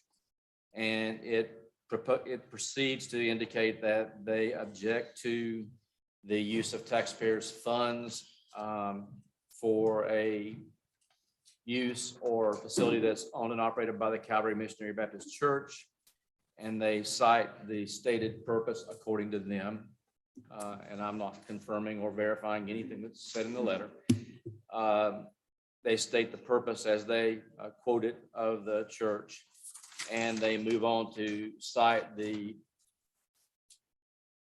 constitutional prohibition of or the constitutional mandate for separation of church and state, and cite some precedent that they claim supports their premise that when a city expends $35,000 of taxpayers' funds in order to support a religious organization, reasonable citizens will interpret this as a government endorsement of religion. City of Palatka cannot spend taxpayer funds to support religion. We request written assurances that the city will reject the church's request so that we may notify our local complainant that this matter has been resolved. And it's signed by Christopher Line, L-I-N-E, staff attorney, Freedom from Religion Foundation. I know nothing further about the organization. I'm not familiar with the organization. I'm not familiar with the gentleman that authored the letter. I'm simply noting it to you for your information and consideration. And Miss, as you know, I just received this when a commissioner advised me that it had been emailed to all of you. You know, the city attorney, because of a family emergency, has not been available for the last couple of days. And so I have not even attempted to discuss the letter with her. Any comments, questions from the commission? Well, I know I was pretty, amenable about trying to assist in a way to try to help get it back for public use, but not knowing all of the details in that, and the concerning letter that we have today, I don't believe that we'll be able to make a decision today as it relates to that, because we will have to get that ran by our city attorney based on what I'm seeing here, which is not, but it appears that from a legal standpoint, I don't know if it will put the city in a situation to where it opens up a Pandora's box. So we're not saying no, but I do know that we have to have our city attorney to read this letter, dissect it, and then provide us some direction in terms of what we can do with the funds. So far, we have not issued any funds other than what we get given to our fire department. Those are funds that we can give out, but in terms of giving it to another entity in a religious establishment, seems like it's a little bit of a turn. So we just, in my opinion, I think we gotta wait for the opinion of our city attorney. My statement or my comment would simply be, being that we did ask them to be back here today, that we at least listen to or have them address the questions that have been asked of us. I would like to state that the person that sent the letter, there from Madison, Wisconsin. So again, I do agree with Commissioner Bourne that we should have legal, but then again, I think that we should give them the opportunity to address any concerns that we do have in the meantime, while we're doing what we need to do from the city's perspective to ensure that any funds that we are to release, that they come from the appropriate place and that it does not cause any conflict with state statutes or anything of that nature.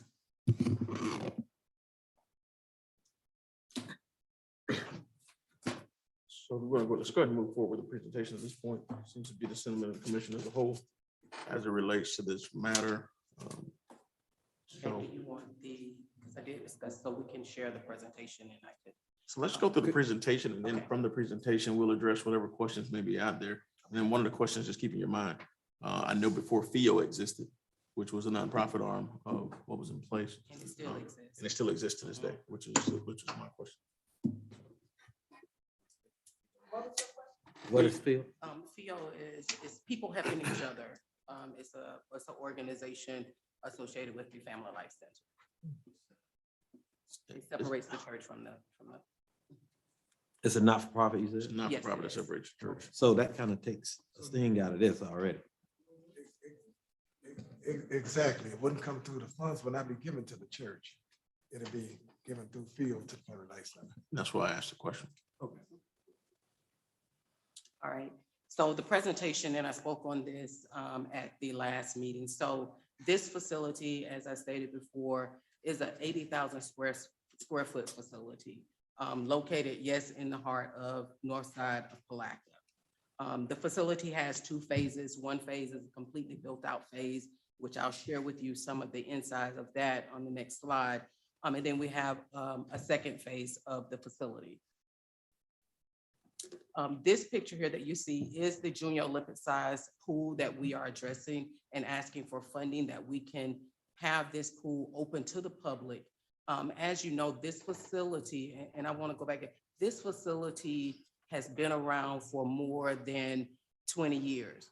It has been operational for more than 17 years. So when we talk about operating, keeping up the maintenance, this was going, people were coming in doing exercise at 5 o'clock in the morning, 5:30 in the morning, swimming, doing their laps in the pool for exercise, again, open to the public. So that is the pool. So next slide.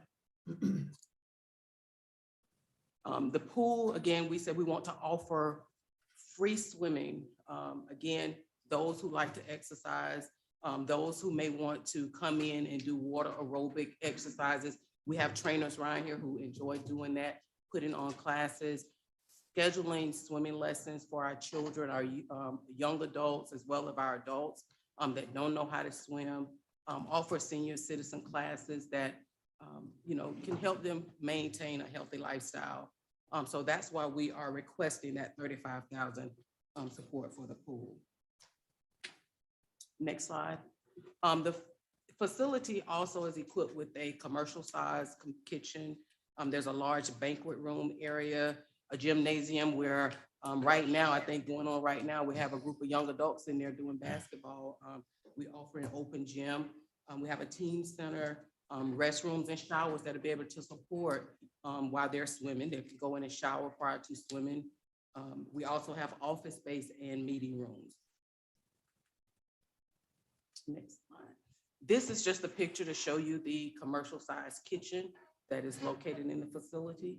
Next slide. This is the banquet room area. This banquet room area has been used for weddings. It has been used for funeral repasts. It's been used for mentoring. Actually, this coming Sunday, there's a mentor event being hosted by the Palatka Police Athletic League for our youth there on Sunday. So that area is used for, it's a big multi-purpose room that's used at our Family Life Center. This is just showing you what one of the bathrooms look like. There are showers in the back along with multiple stalls and with the sinks. Just more pictures of the shower area.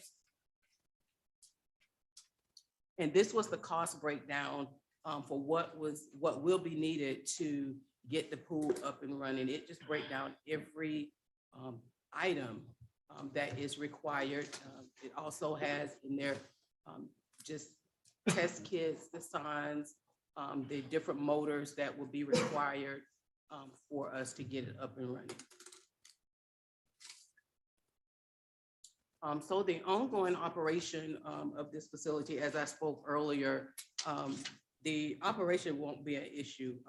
This, again, facility ran for many, many years within our community. Yes, there are budget line items to ensure that all of the utilities, all of the necessary maintenance will be done with the facility. That is how we will plan, as we've done before, is continue to budget and ensure the operations are maintained.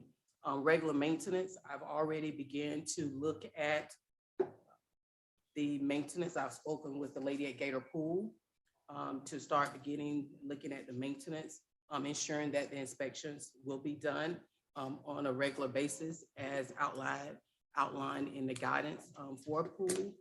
Lifeguards, yes, we will have lifeguards.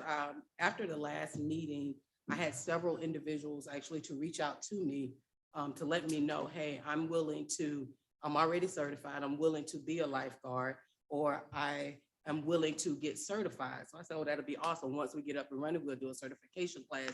So it'll be open to anyone who would be willing to be a lifeguard doing the open operations of the pool for the public. So hopefully I have addressed some of your questions through the presentation. If I did not, at this time, I will take any questions. Any questions from the commission? Just for sake, and maybe I didn't hear it, about some of the specific questions that Mr. Holmes asked about the last time that the pool was operable. I don't believe I heard that. That was in 2018. It was toward the end of 2018, going into 2019. And Ms. Thomas, you mentioned PAL uses the building. So PAL uses the building currently and have been for how long? Over all last year, all year before, even during the pandemic. Because it gave us an opportunity to have a larger space when we brought kids together.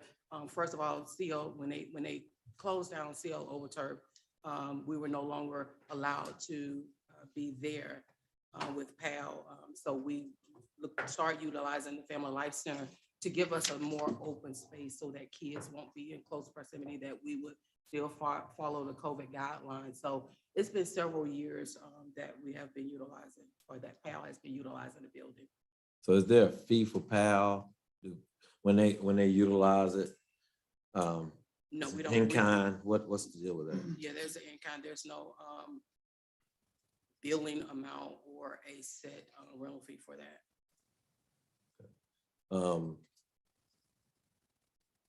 So the structure, if you guys were to, I think Mr. Holmes asked this question, if you guys were to receive funds from the city,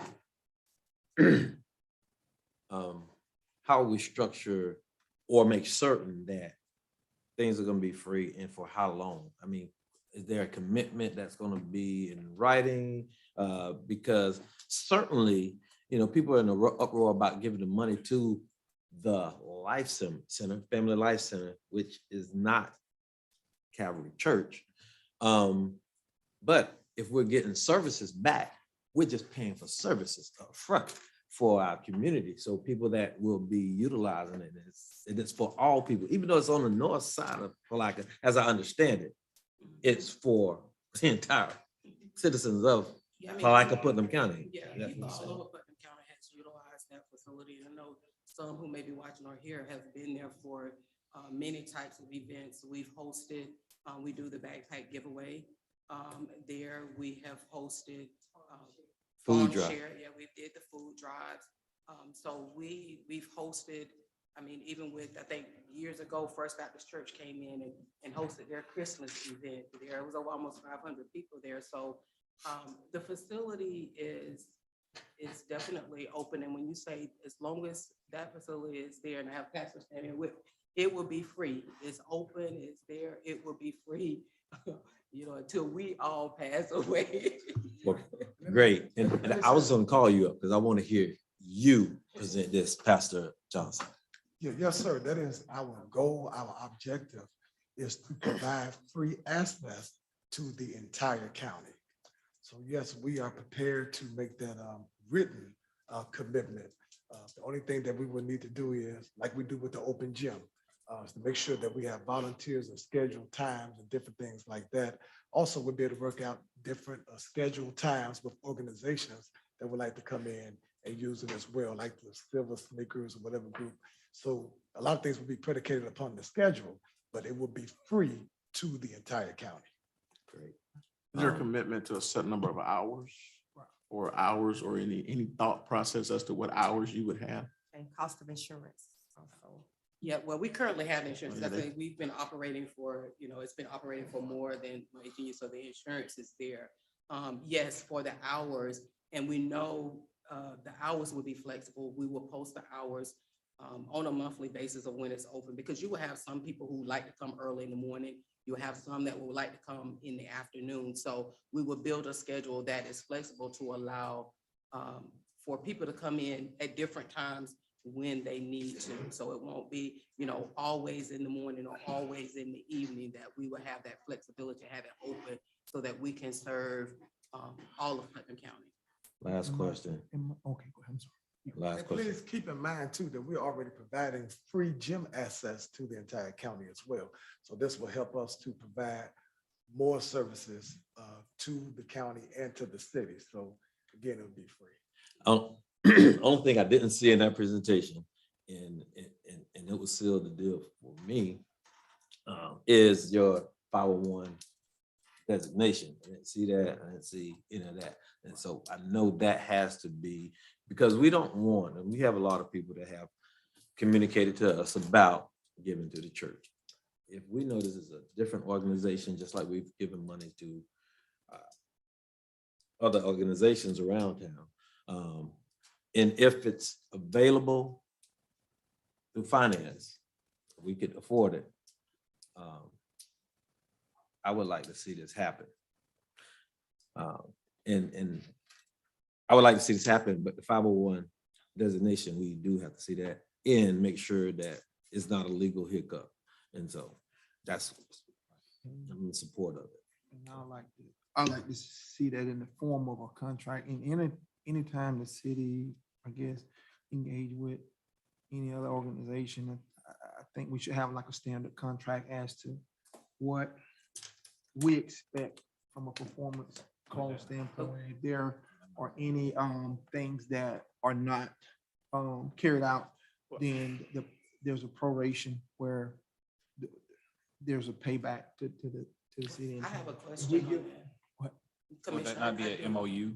Yeah, but we could create a I MOU for just that. know we got to have a contract in play in terms of, if we say, okay, we're gonna give up $35,000, there's something that we should be able to get for that particular thing in terms of, okay, because if example would be, if we give up $35,000 and then if they go into operation and then 6 months down the road, then it flatlines, then we've given up the $35,000 in 6 months, and if something goes down, then we're Commissioner. Well, I they're guess, thinking about the I think what concern we of would put So in I- place is the basic, as we do with anyone else, if they don't abide by the guidelines of any other funding that we have, I don't think it's in the necessary form of a contract. It's a memorandum of complete understanding of what it is.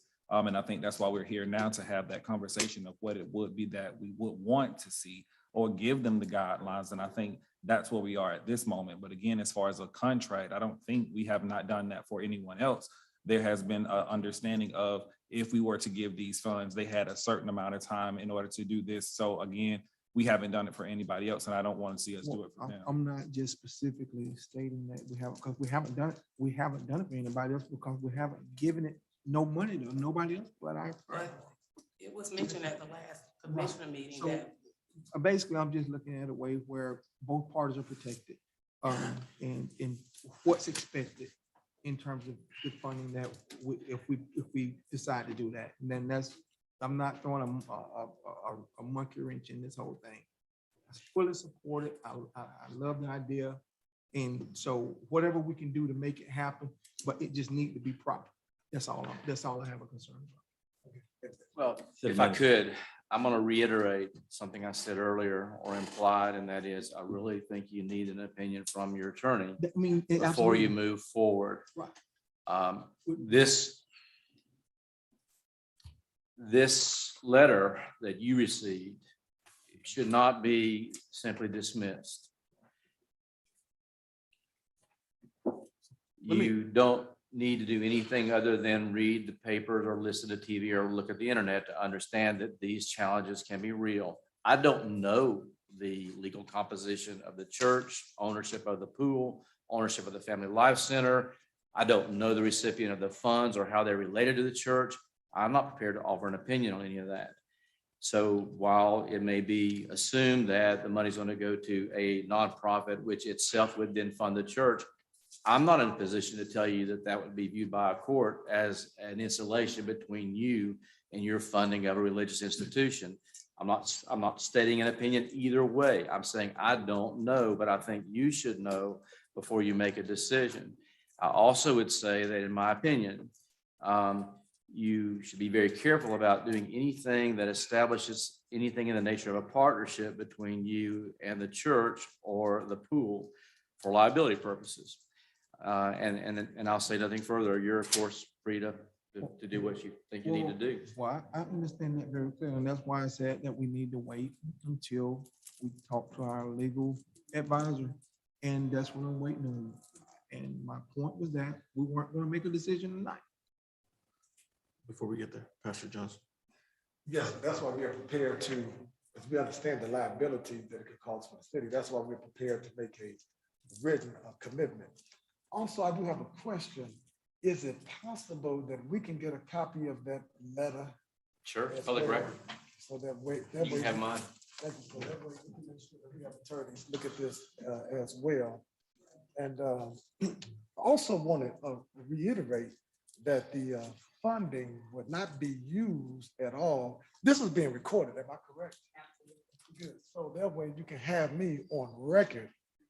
We have to make sure that everybody's operating with integrity. Nobody's operating with racism or anything like that.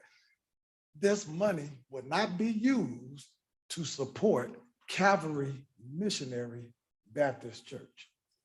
We have also board members that can also give that commitment.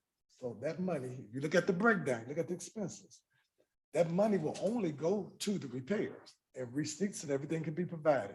Everything else, we're going to provide the rest of the money to make sure it is operating and functioning the way it needs to be, free. This is being recorded, am I right? Free for the county and the citizens of and the residents of our city.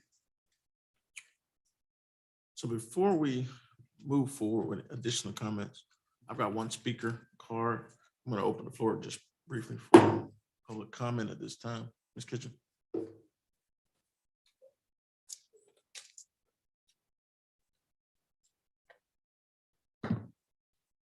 Allegra Kitchens, 1027 South 12th Street, Palatka, Florida.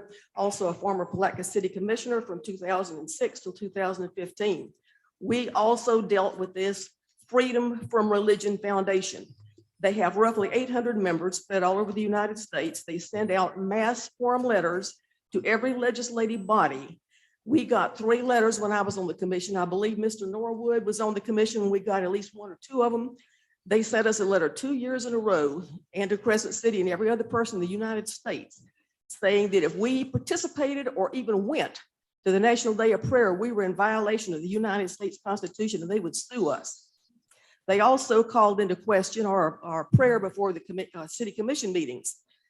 Legislative prayer has been upheld by the U.S. Supreme Court. I am also a card-carrying member of the American Center for Law and Justice, which is the Christian counterpart of the American Center, the Civil Liberties Union.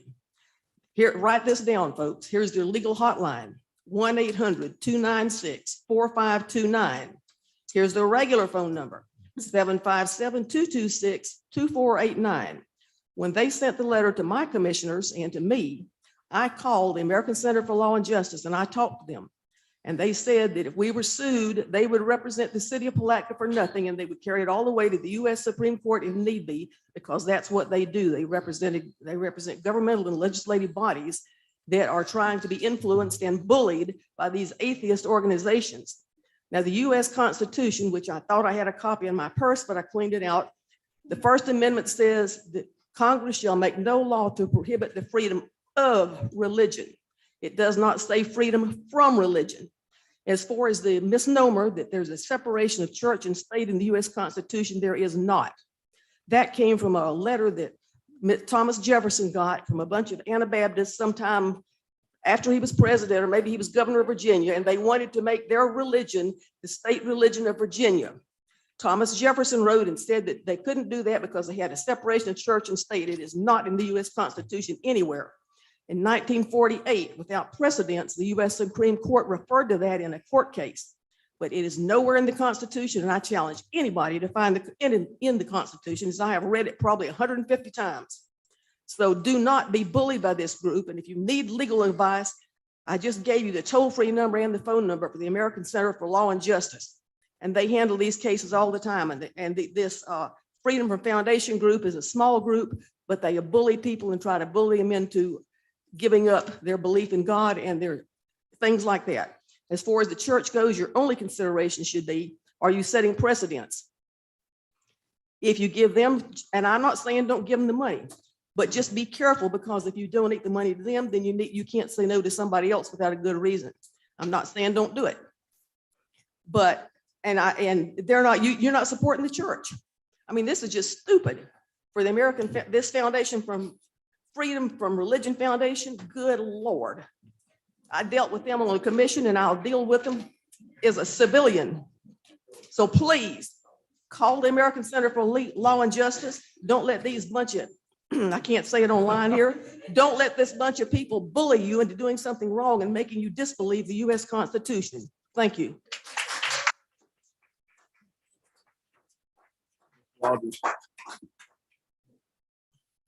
Just give your name and address when you come to the podium. I really hate to follow that. My name is Risa Waldron. My address is 7949 Washington Avenue, Hastings. I am a teacher at Palatka High School. I live in St. Johns County. I have no dog in this fight except the kids that I teach. The kids in this community where this pool is, and I'm going to get emotional because these kids are hurting. They need a community place to go. These kids are without parents, they're without role models. In the short time that I have been involved with this facility, and not involved in any way other than meeting the people that run it and what they do for my students that I teach who are without food, who don't have clothes, to give them an opportunity to go where they can,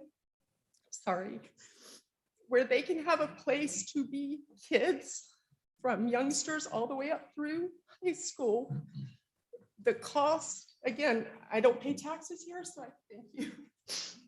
I can't say what to do with your money, but the turnaround for the benefit that you would give these children that are crying out for help so bad. I know the shootings were addressed. These are kids that I teach that I love dearly. They need something in their community to be able to go to where they have mentors and adults that could work with them. And that pool is, kids love to swim. They love to be in the water. And for this relatively small investment that you're looking at over time, I just ask you to seriously give it some consideration, because the benefit of what those kids can get from that, you can't put a price tag on that. You're talking about saving kids' lives, keeping them off the streets, and giving them something to do that is a positive for them. Thank you for your time.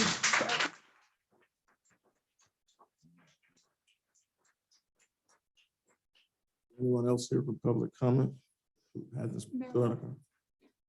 During the proceeding, I've received a message forwarded to me by another commissioner.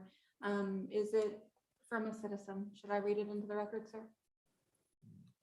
If it didn't come through 3290100 and we're not taking internet messages, then you can save it and disseminate it. The email came before the meeting. That's not, wasn't clear that was what happened. It might have been forwarded to her, but we received it directly from It a citizen. came from a citizen to the commission, May 12th at 1:57. Go ahead.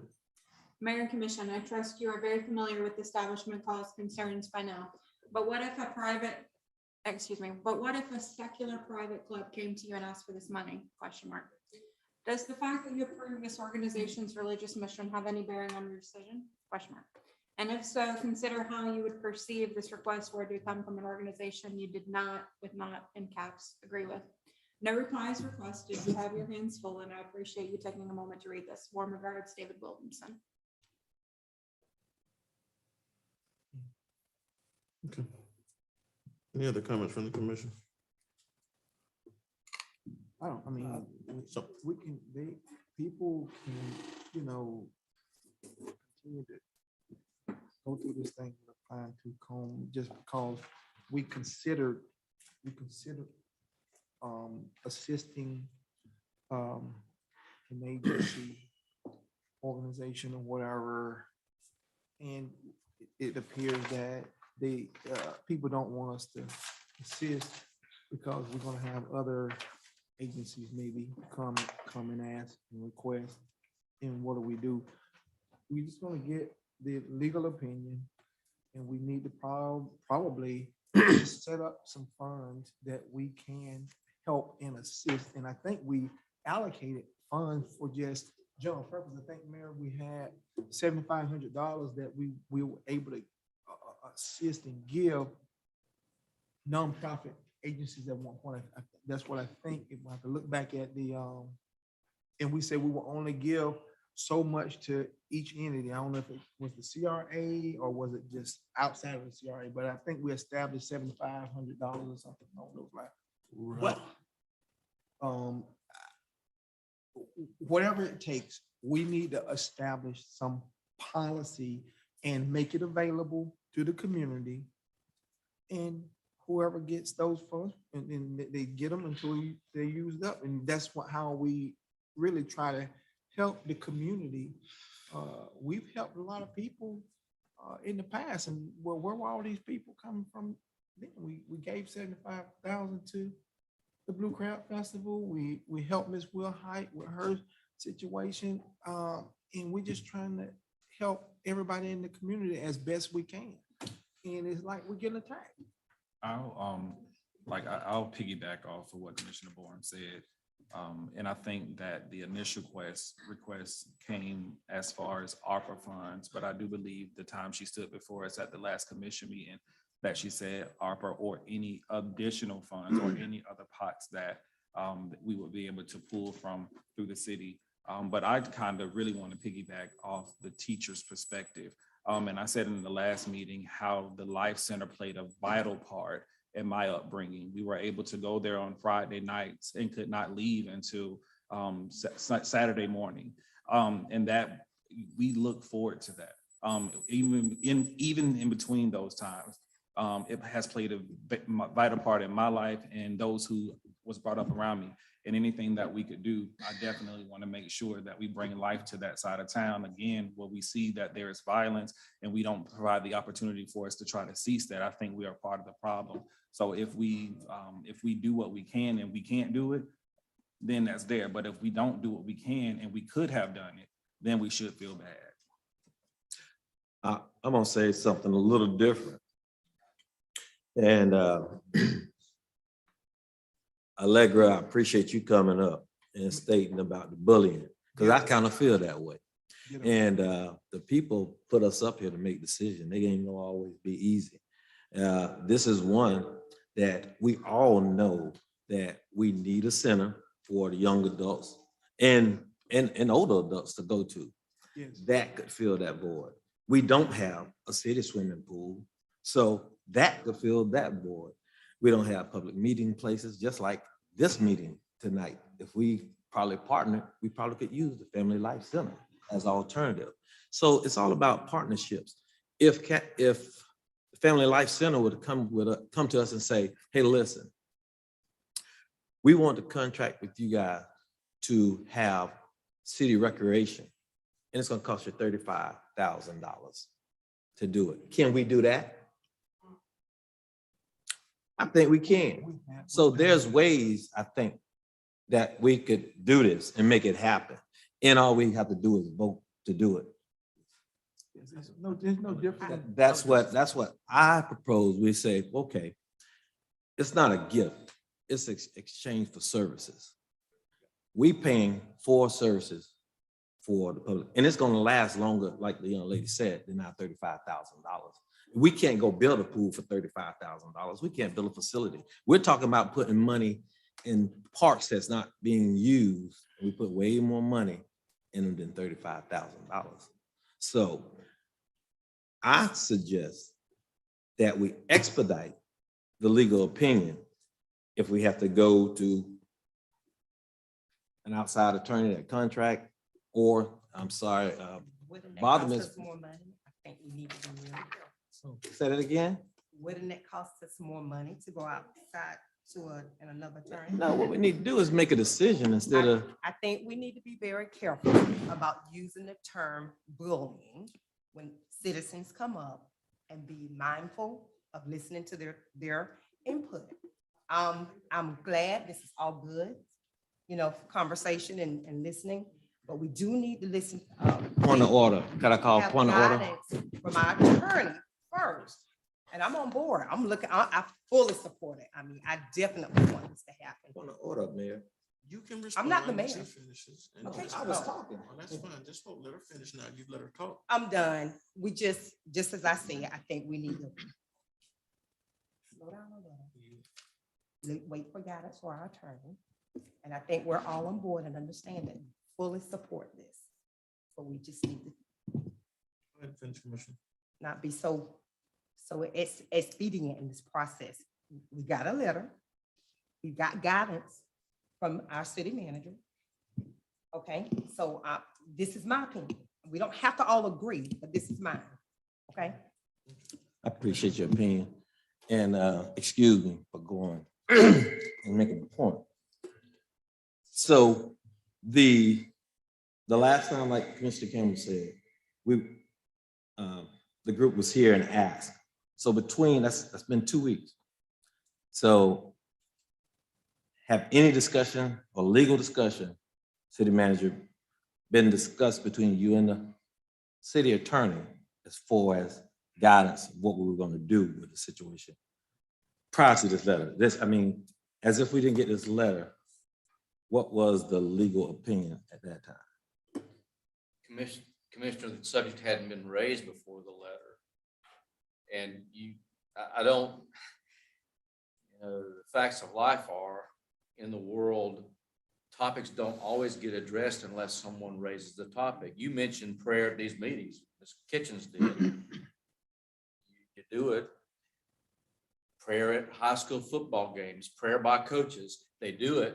When a subject gets raised, you may have to go get a legal opinion about it. And sometimes things don't work out as smoothly as you'd like. And it's all well and good when you're sitting among your own friends and people who think the same way you do, to talk about how no problem, and this group will represent you for free.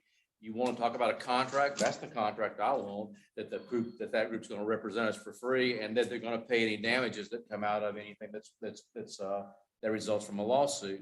So from my perspective, we didn't talk about church and state until y'all got the letter, which I didn't get until it was forwarded to me by one of you. So that particular issue was not raised. Now, what was discussed was, and I think Ms. Thomas was asked for a legal opinion by Ms. Shank as to what funds could be used to fund the $35,000. But something occurred that was unexpected, and Ms. Thomas hasn't been in a position to respond. So now, backing up again, there are all sorts of options. If you decide, and I told you, I'm not advocating one way or the other. Y'all have told me multiple times, I'm not the city attorney anymore. I've given you my advice, and you're free to take it or not. But in terms of where the money comes from, there are all kinds of options. One, and I think Ms. Shank and I discussed that today or yesterday. If ARPA isn't something that's available, you could take something that right now we're funding from general funds and fund that particular expense with ARPA and free up that general fund money to be applied to this. So in terms of where the money comes from, I don't think that's an issue one way or the other. Now, if you were talking about $1 million, that'd be a different ballgame, because it isn't so easy to do what I just suggested. But with $35,000, I'm confident that money can be found. A use that right now we're funding from general fund could be put under the ARPA umbrella to free up some money to do this in terms of us finding money. That doesn't answer the other questions, and I'm not going to try to answer the other question. If I may, Mayor, this will be my last. Right, and just to piggyback off some of the other things, I think we've done public-private partnerships with private entities. I mean, we got the golf course that we give them pretty good penny, and now we're getting money back. We started out to where we were giving them $200 and some thousand a year, and we entered into a public-private partnership, which now we're turning a positive. We're getting money, but we're still paying out money, but we're in a better positive position as opposed to giving out $275,000 a year. The other public-private partnership we have is the marina. And I think they initially wanted 80,000. And there was I guess a motion to push 45,000. Mr. Mayor pushed 45,000 and we supported that. If it's a way that we can do a public-private partnership to help make this work, and I know we got the ARPA funds and we got other things, and I appreciate y'all for looking at that. How can we do this in a legal way that we can make this happen? It's going to really help not just Palatka, but Putnam County as a whole. This thing is huge. Let's explore it. Let's not put up roadblocks and barriers. Let's see what we can do to make it happen. But I'm waiting on the legal opinion, but we're still going to be exploring these other options. Now, I don't know how long will it take to do that. Y'all already started a process. What you think would be a amenable time to at least look at some of these options, and we can get 35,000. At least look at the options and provide some kind of feedback. A week, 2 weeks, 3 weeks. I think, again, we're all on the same page. We may not be reading the same line. However, I think that it still would fall back, no matter what pot of money it comes from, with regards to the document and the concerns that has arisen as a result of that. We have entertained this for 2 weeks. My question would be to the Family Life Center, Pastor Jay, because we know in Corinthians 14:40, it says, let all things be done decent and in order. Are you all willing to allow the city to do their due diligence and cover all comments, questions, and concerns that have been made tonight? We revisit this option within 2 weeks to see where we are with all the questions that have been posed, giving our legal the opportunity to come back. We know life happens. Giving our legal counsel the opportunity to come back, of course, take everything that we have talked about this evening. Are you willing to work with us while we work with you to find answers to questions that may, again, we're not here to make roadblocks. We want to make sure it happens, but we want to make sure that it's done decent and in order. Can answer your question in terms of decent and in order.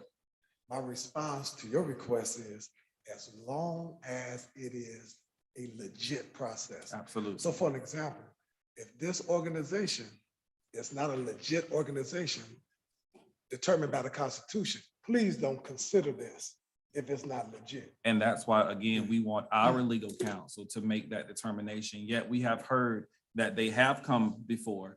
Right. I have not had the opportunity to see or witness what it is that they have done. While I respect Ms.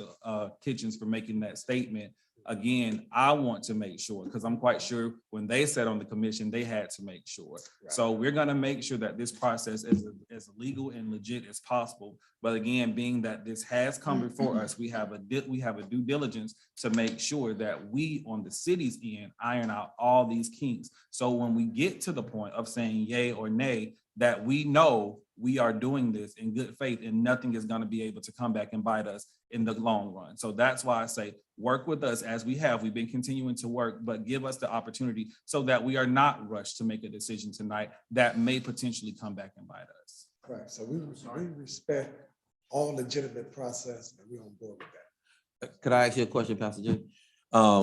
What's the turnaround time on the repairs? What would be the turnaround time? Y'all know that?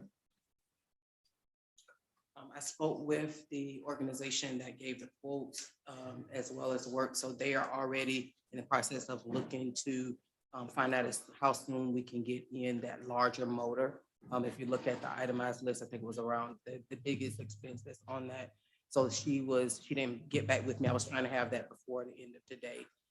So hopefully as soon as that equipment can get in, the work can start.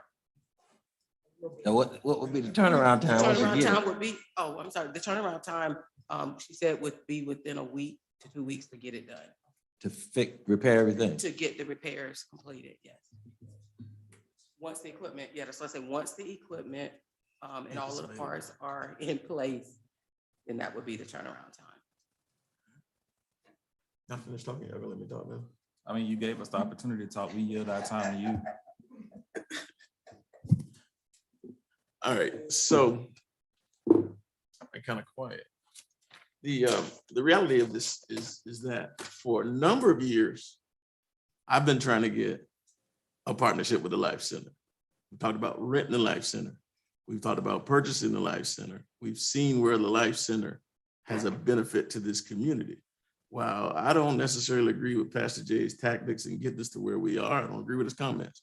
But what I do agree with is the sentiment as to where we are. It's bigger than anything that may be between the two of us, or whoever the comments were directed towards. But the reality is this: the Life Center, and I've always said it, even when I worked as a part of FIO many, many years ago, and that's why I know about FIO, that the Life Center has the opportunity to be the hub of life, not youth life, of life, not just for the north side of Palatka, but for Palatka as a whole. It's a facility and has the ability to be a Y inside of Palatka. Now, the reality of it is this: all this conversation is going on for about the last 30 minutes to an hour has only created more opportunities of what's been said before. And while we talk about the pool, there are far more opportunities that exist than besides the pool. And it seems like everybody is so focused on the narrow scope that they miss it. The first thing I said to Pastor Johnson when he talked about the pool at the Price Martin Center was, there's way more opportunity available than just the pool. The way the request as it sits today does not fit ARPA, in my opinion, based upon the four corners of ARPA. And I suggested that you look at ARPA and figure out how programming fits.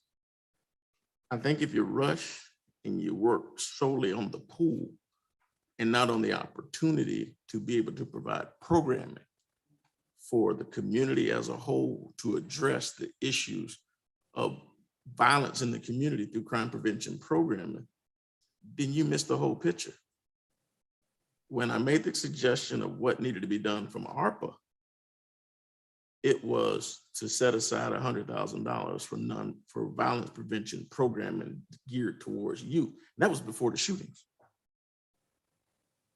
But I think what happens is people get tunnel vision.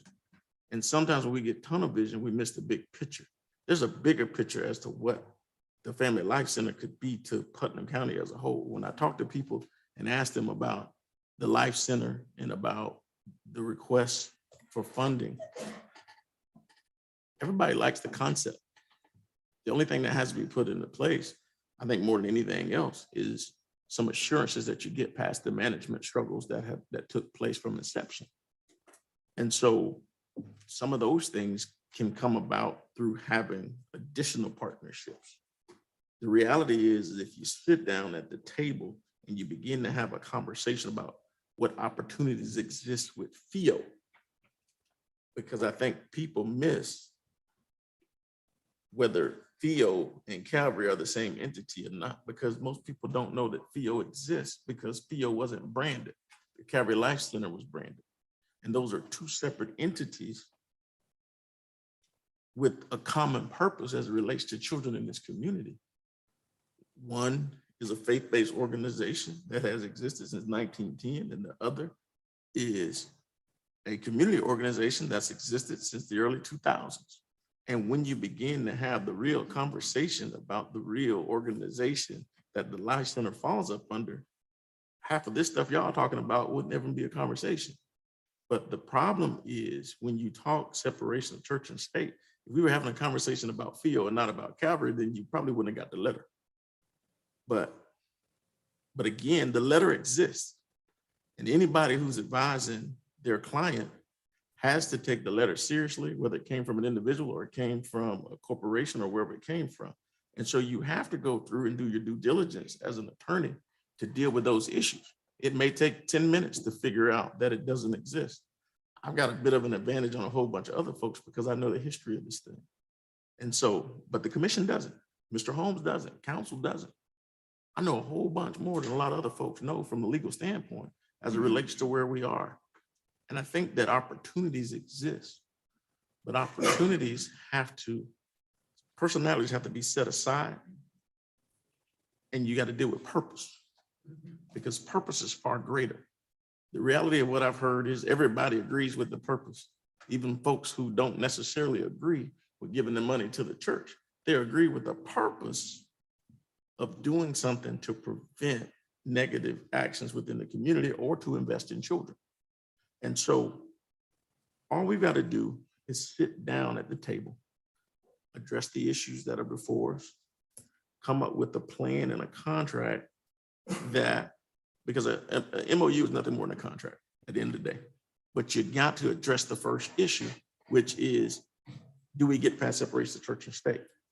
It's an easy thing. The case law either supports it or it doesn't. Once you get past separation of church and state, then you move into how do you best put things together to make this work for the greater good of the community. We've heard that part. That's the easy part to justify. And so this is where we have to go. But you have to dot your I's and cross your T's to get there, so that at the end of the day, there isn't a challenge from anyone else, that there isn't a governmental purpose associated with what we're doing to benefit taxpayers and the people within the community as a whole. And that's what it's all about. And so we can do all those things. And that was the purpose of FIO being created. We can do those things, and you can do them in such a manner that it allows goals to be accomplished without even trying to circumvent any other process, because this stuff already exists and the purposes have already been outlined. You can do all of that, but it just takes sitting down at the table and bringing the additional information that's being gathered here tonight, along with the research that's going to be put in place before, to see how you can check boxes. And that's all it is. You got to check boxes. When you look at ARPA, there are boxes to be checked. We've got more conversation about these $5.2 million that the city got for ARPA than the 17 million that the county got, or the 45 million that the school district got. So, I mean, that 5.2 is popular. But at the end of the day, we continually say the same thing. We put people over projects. And this is about people. It's about children. It's about seniors. It's about everyone. And I've heard something tonight that I didn't know before, which was the plan is to have this open to the entire county. And so there's an expansive opportunity that exists.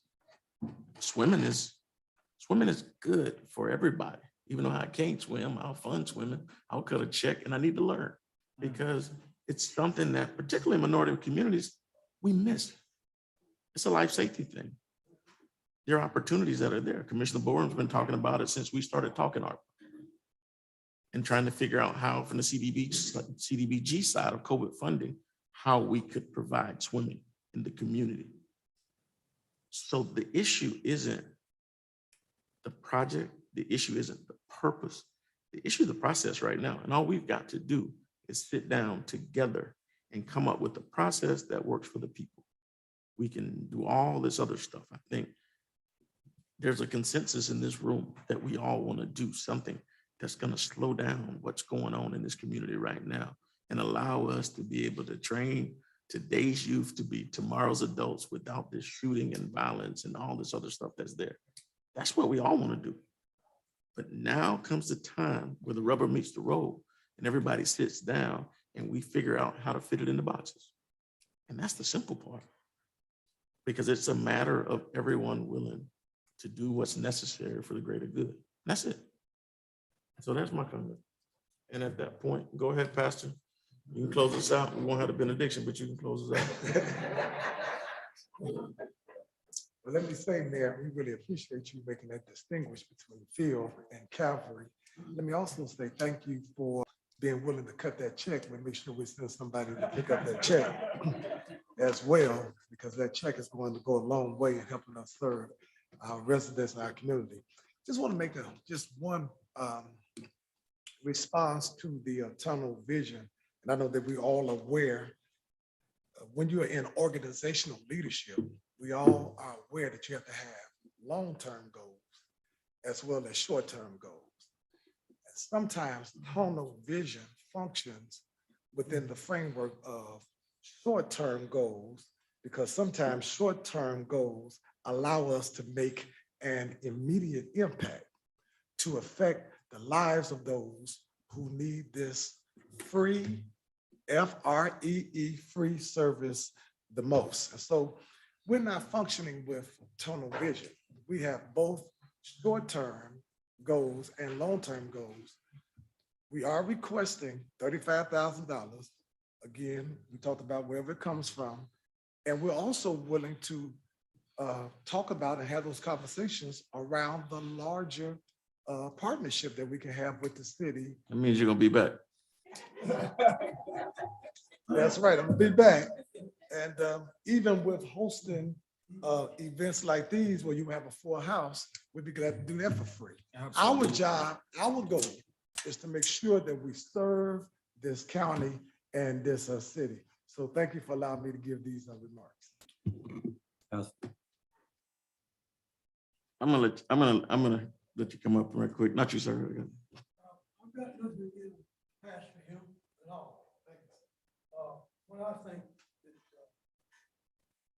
that, the city, like I say, shouldn't give us 35,000. The other churches, you should, to my opinion, talk to the other churches. If the other churches could raise us money. It's not a church. But Church is not that. so what I think is happening. I got it. What we'll do is when we take our break, I'll let the two of y'all talk and y'all can kind of explain that. So we'll break it down later, but get his phone number.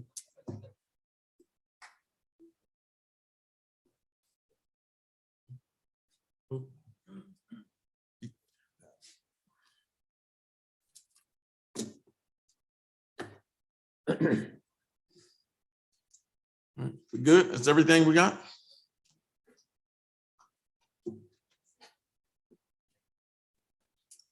So at this point, I will entertain a motion as it relates to this issue. I'll make a motion. Make a motion to table it until we get legal opinion. Second. Motion on the floor in a second. And so are we table a date certain, or are we just tabling it until indefinitely? Really be helpful for a date certain, Mr. Mayor. So we let's- didn't have to re-advertise it. We have an update within 2 weeks. Do we Let's know? table. Motion table for 2 weeks. I guess we can do the 2 weeks, because we don't know when our council will be back, and we don't know what timeframe it's going to take. But I guess we can say 2 weeks. City manager does a little bootlegging as a lawyer on the Okay. side. Okay. And both, between the two of us, we bootleg as well. So, if we need to, we'll assist. So that 2 week motion? Yes. Table? Yeah, table it until 2 weeks, our next meeting, we'll have I second it. our facts together in our decision.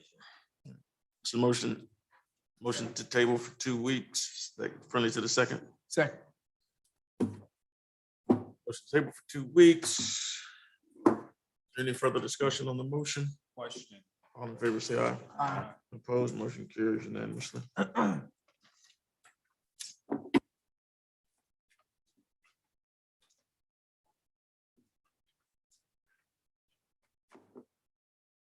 It is now 7:30 in Alabama.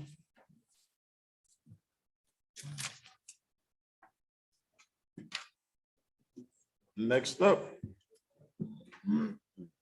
item number 7, discussion, direction, Hammock Hall. Potential disposition, rental policy, and other options. Mr. Cutright. Mayor, I think I'm gonna take that one unless Mr. Cutright wants to take it from him.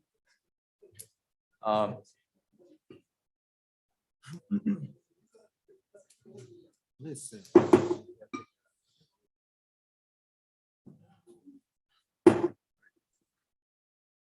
Y'all take care. So we, Commissioner Norwood, I know what you're thinking, but we're gonna keep going. We know what your comments would be at this point. Mr. Cutright and Mr. Holmes, you can Mayor, take this item. as you know, several weeks ago, the commission voted for the city to take control of Hammock Hall, which is a city-owned property. We did. However, with the exception of 1 or 2 groups that have had pre-existing contracts and arrangements to use Hammock Hall, it's been largely vacant or largely not used. We would like direction from the commission as to how the commission would like us to proceed with Hammock Hall. Either one, we would go ahead and institute a rental policy open to anyone, but with payments, which right now we suggest at $300 a day or $35 an hour with a $200 deposit for cleaning and damages. And then we've got maintenance on the building that will be coming up or will be required, including roof repairs and maybe others, or entertain options at selling it, which would mean that we'd have to make it available to the public. We have received, I need to disclose that we did receive an unsolicited offer of purchase today by email. But as the commission's well knows, we're not really in a position to act upon an offer of purchase. We'd have to make this available to all for purchase if that's the way the commission chose to move forward, and then we could receive bids or sealed or otherwise. But we need direction because right now it's sitting there with limited use. We're going to have to maintain it even though it's not being used much. And I guess the most critical of maintenance items is the roof, which I think the repair estimates for a new roof were $17,000. So we need direction. I have a question. Is that our building? I thought that when they said something about some building was donated or something to the city. Did we ever get all that stuff cleared up? So my understanding is the city never owned that. City owns it right now. No, they never produced. They were never able to produce where it was that they were in charge of it or they owned it. Not that we was an owner of it. Oh, The city has owned the building. Donate. The city has maintained the building. I know The that. city has done all the repairs and at one point cut the grass and did everything else. Right. And South Astoria Neighborhood Association received the revenues. Right. As it pertained to, they leased it, they received the revenues as it pertained to that building. And that's been my understanding from inception. Deed's the name of the city. As you know, Florida, deed control. So are the rents the same as the price, Martin, that between the two? The rentals that they have right now is nowhere close to the price Martin or any facility that we're renting right now we do have, like Mr. Holmes said, 2 organizations that still having like a grandfather, not gonna say grandfather, but a extended lease. We want to put them out or do anything to home they program until we figured out what we wanted to do. And that's the Bridge Club. And then also, I think it's the Science Club. And I think they have a union meeting once a month there. Science Club meet on Mondays from 9 to about 2:30 every Monday of the week. So, I mean, the Bridge Club, my bad. Sorry. so I know prior to us giving the cease and desist, that building was being rented or leased out frequently. Yes. And they were receiving monies that we never got any. That is correct. Okay, so why can't we just put it on our stock and rent it? I propose that we do that, continue to keep that. And we will be able to actually keep the maintenance on that building if we were receiving funds. We haven't received any funds. So if we are to receive funds for renting it out, we'll have the money to maintain it.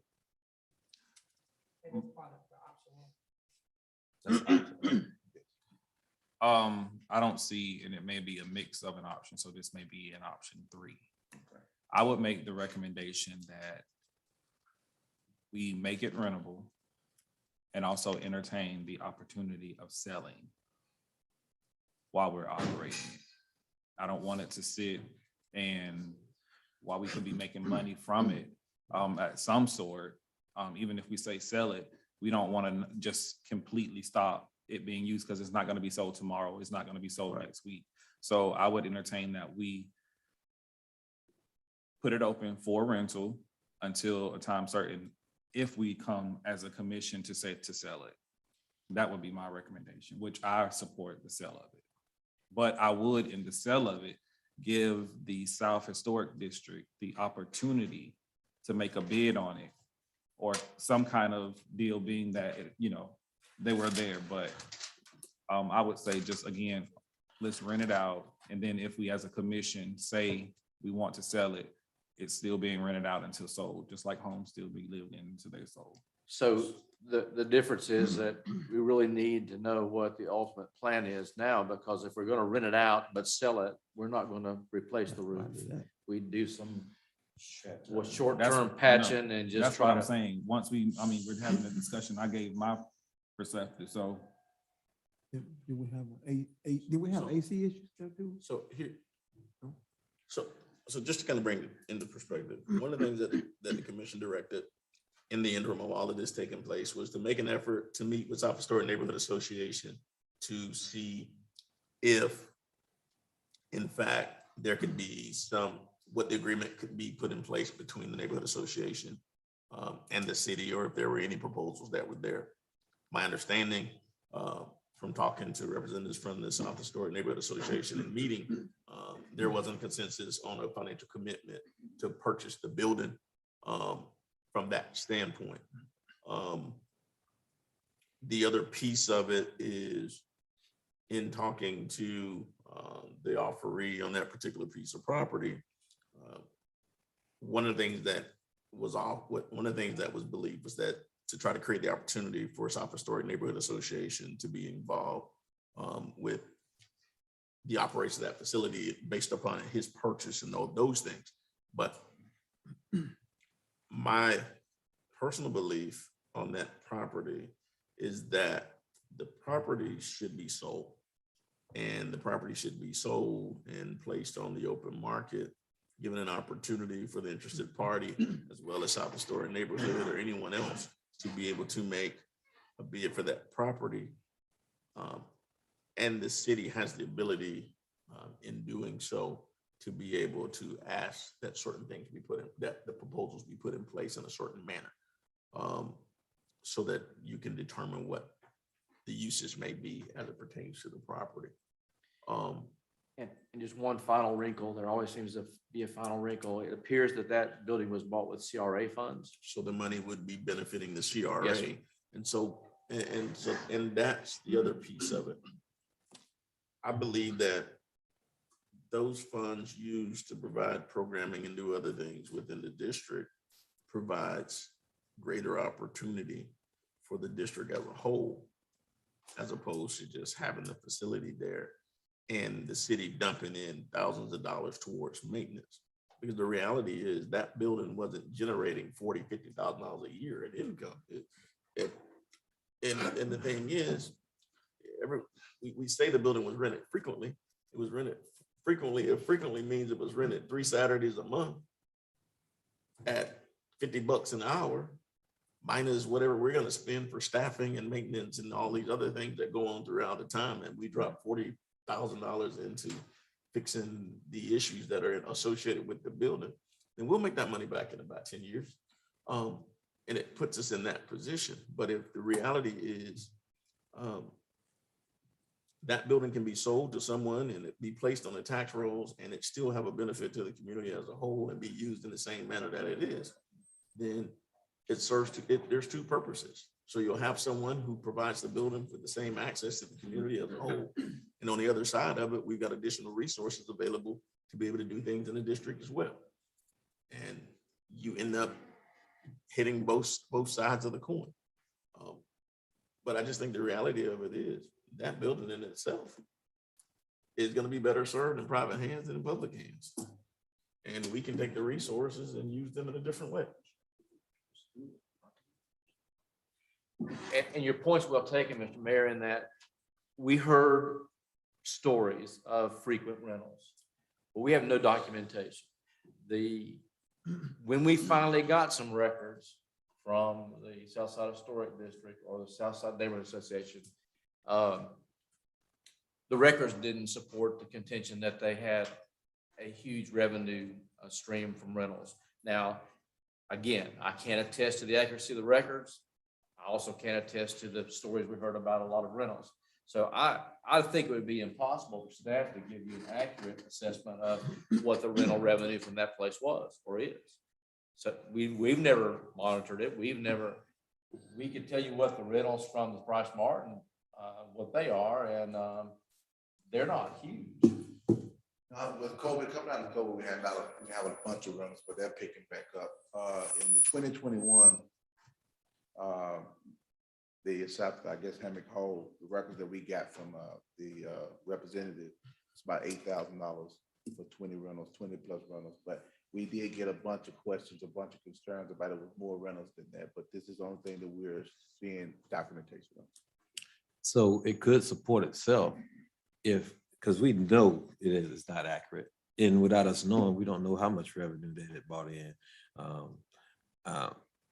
And it's a second lot as well. So we mentioned that the building itself sit on a lot, but there's a parking area that sits on the city-owned lot as well. There's another lot by it. So that's something that we Parking or otherwise. need to consider because we had the resident that lived adjacent to that lot complain about the loud noise, the parking that's being so close to their house. So that's another thing we're going to address as far as, do that lot go along with the sale or? If it doesn't, you create a parking problem. Say that again. If it doesn't go along with the sale, you're going to create a parking problem. Well, you That's also problem have an if we issue sell of it the to zoning them. of that property. I mean, I don't, It's zone residential. I believe that It's property is R1. zoned residential. So Property if zone you're, R1. so if you're you're gonna talk about it being used as an event center, so essentially it's It's being gonna be used in rezoned. violation of the city's zoning. Probably is right now. It's zone R1. Yeah, And so that's- it's residentially zoned, and that was another reason why the complaints were as telling as they were when you were getting complaints about the parking and the noise and the late nights and things. It's an R1 zone building owned by the city being used in violation of its zoning. Well, I think that's a no-brainer then. But I would like to have it, the value assessed on it, and we set it for market value. Because, I mean, for the offer that I heard, I don't think that's acceptable. Well, as I said, I think, we have not engaged in the practice of just singling out somebody to sell property to. We've made it available to whomever wishes, that even our surplus property sales, they're done by sealed bid. We've not just picked people out and sold them property. But we need to put this one on the market. Yeah. Okay, then. It's But not gonna be surplus. If that's the pleasure, That's what it if that's says, the pleasure right? of the commission.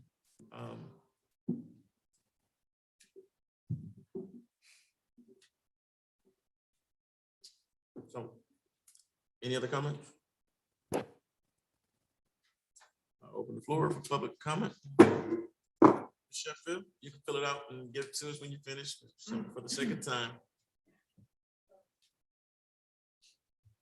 Hi, Shannon Sheffield, 426 Kirby, right across the street from Hamilton, and also 512 Mulholland on the north side. So as I'm understanding this, so if you're gonna sell it and it's zoned only for residential, then how are we going to sell it?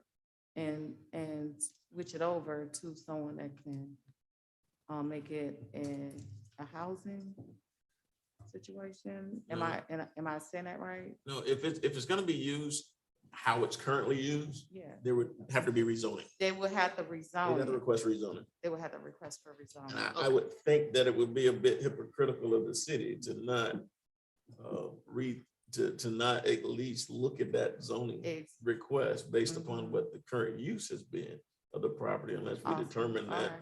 the future use wouldn't be for that purpose. So I think that's a piece of it that's in place. All right, and so I think that was it. I just wanted to make sure I had my little notes correct. So we would try to rezone it so that they can use it for the purpose that it was intended for. Is that It depends. The city has an option while it's in city ownership to change zoning, to request to do a zoning change on that property, or the future owner, whoever purchased the property, can make the request. Roger. All right, thank you. And so I think it's clear as to what the history of the property is being. And I don't think that's going to be a major hurdle as it relates to what's in place, but I can't commit but one vote. You need to can you order a machine so that you can do that? Ms. Roach?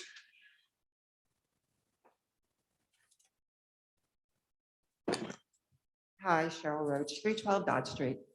I am a resident of the South Historic District. I kind of resigned from the Neighborhood Association very recently. I no longer want affiliation. However, the thought of the association purchasing Hammock Hall, I find unacceptable. 8,000 a year generated, even if that is a little low, is not enough to maintain a building in that capacity in any ways. We don't have the revenue. We don't have the membership from the association. The fees are $25 a year. There's no way they're going to get a mortgage at all. So to even suggest to put it on the table as a purchase for the neighborhood association, I can't speak for the neighborhood, but I know that there are many residents that would not want to have any affiliation with that. Even though we have bylaws right now that are questionable, and the bylaws state that any of the neighbors can't be, any of the residents can't be held liable. I just don't see it as a feasible option for the neighborhood. Thanks. Appreciate you. Thanks. Commissioner, just one second. Is there anyone else here for public hearing? Close public comment. Commissioner Campbell? I have a question, and it came as a result of, I want to say, mayor's That's scary. dialogue. Really, none of the options outside of selling is acceptable, because if it's zoned for residential and we open it up or continue to open it up for rental, we are going against our policy. Right. So as it stands as of now, and if I had to make a recommendation, that we no longer rent it out and we sell it.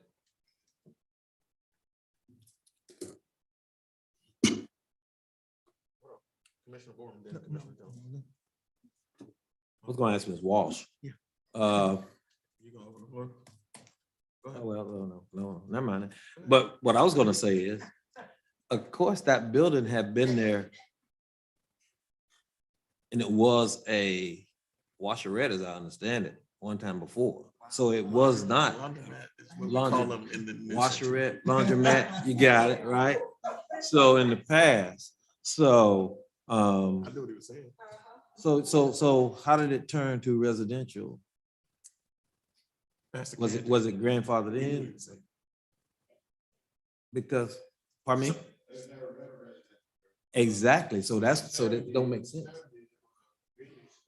Well, let me make, Laundromat.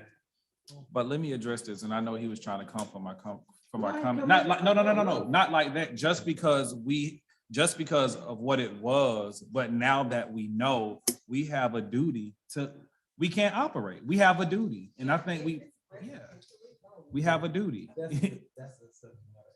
Right. The use of the building prior to zoning is already set in place, obviously. Once the zoning was changed to residential, it became a non-conforming use, whatever it was being used for at that time. Okay.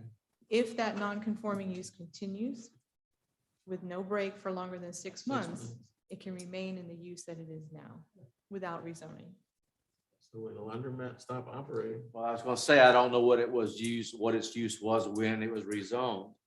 If it was, from what we're understanding, it was a convenience store, it was a washateria, or whatever you want to call it, laundromat, washerette, whatever. And now it's a meeting hall. So I don't know what its use was when it was zoned R1, or even if it was put into commercial use when it was, an R1. So that's a little bit of a difficult thing to work with. However, I will say this, if it were to be sold by someone, and let's say an application was made for rezoning, you might find that the appropriate rezoning was in the nature of a special use or special exception or conditional use permit. And that would allow you to control the parameters of its being used for something other than residential, i.e. hours of operation, restrictions in parking, place. all those kinds of things. That would maybe address some of the problems that have been caused. So we could. Sell it. No, sell it. So do you want it to be operational? Like you said, first time? Until we find out the proper, I would not, especially being that it has been put out there. I don't want anyone to come and say that we, the city, let me talk. It's been put out there. So we know how people are. And again, I don't want it to come back and bite us. So my comment now is I would not like to see it operable. I would like to see it sold. is that a motion? Yes. Mr. Jones, I'm about to give you this gavel. Yeah, second. Yeah. There's a motion on the floor in a second. Is there any further discussion as it relates to this motion? Question. Questions called? All in favor, say aye. Aye. Opposed?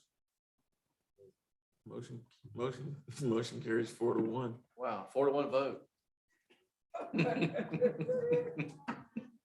So direction is to sell it. So I think there's some additional, there's some additional direction that probably needs to come with that motion, and that's, do we want to go ahead and get an appraisal, or do we want to get a realtor's assessment on value? What is it that the commission wants? I think it should be appraised and we sell it at market value, and the use should be outlined that it's going to be residential. Can we start out? So say that again? That the use is going back to residential. No, it's already zoned residential. I don't think you have to say that, but I That think property be used. as a residential piece? Yeah. That's the whole thing. You just. No. I think you're confused. I'm I not think confused. as it stands, if someone is to buy it, they have the option of having it rezoned Well, to be what it is that they conditional desire. use. Let's start with can we start with a market assessment of the property just from a realtor, just to see where we are? Because the market is all over the place right now, as opposed to just doing an appraisal. And if an appraisal is necessary, then we'll do that. If So the broker's opinion. Yeah, get a broker's opinion. That's where we are. Is that fair for the commission? And then. So y'all don't want to get an appraisal. Well, depends on how much real It'll estate. cost you some money and probably take some time. Depends on how much real estate you play with, is whether you want it. because the broker's opinion sometimes is higher than you'll get in some places. I don't make a motion. No, that motion passed. You make a motion that we get a relative. Broker's opinion. Broker's opinion.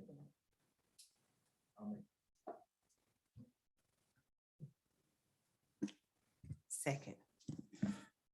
Motion on the floor in a second. All in favor, say aye. Aye. Opposed? Motion passes 4-1 again. All right, next on the agenda. Thank you, Mr. Cutright. Anything else you need? I just need one question, so I'm taking this that as of today, everybody that's in there need to be out. Lock the doors. The doors are locked, so the Bridge Club on Mondays and everything has to cease as of today, correct? That's what Gavin said. We are not gonna violate rules. We sorry, but some things happen immediately. If we can assist in helping them find another alternate location, if that be the pleasure of the board, I just don't want to kick them out on the streets, but Who's in the again, building right now? The Bridge Club, how often do they meet? every Monday from 9 to about 2:30. And there was some concern with the Bridge Club. They couldn't afford these new rates or whatever. So the thing with that is they need to provide them with some alternative location to be able to utilize. I would open up the price, if it's okay with the commission and the city manager, I would open up the price more until we figure something out. We don't have too much going on Monday mornings at the price morning, so I think we kind of accommodate them for a while until we can figure out what's going on. I'm just.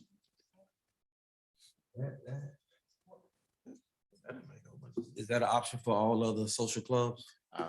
Not out. There's options I'm throwing out here right now for this situation of.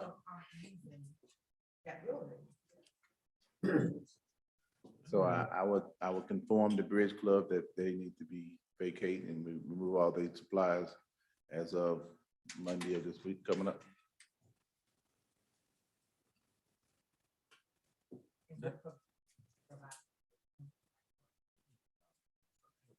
Space. We should be trying to help them find the space, but we don't necessarily provide the space. We provided a space for $1 for them for 20 years. I mean, it's rotating everywhere. I simply gave a comment. If it was offensive, it was fine. But we provided space for the Bridge Club at the Cooper Center for $1 lease. And they found themselves in a position where that was too much. They landed at the Hammock Hall for more money and it was amenable. So it's, so.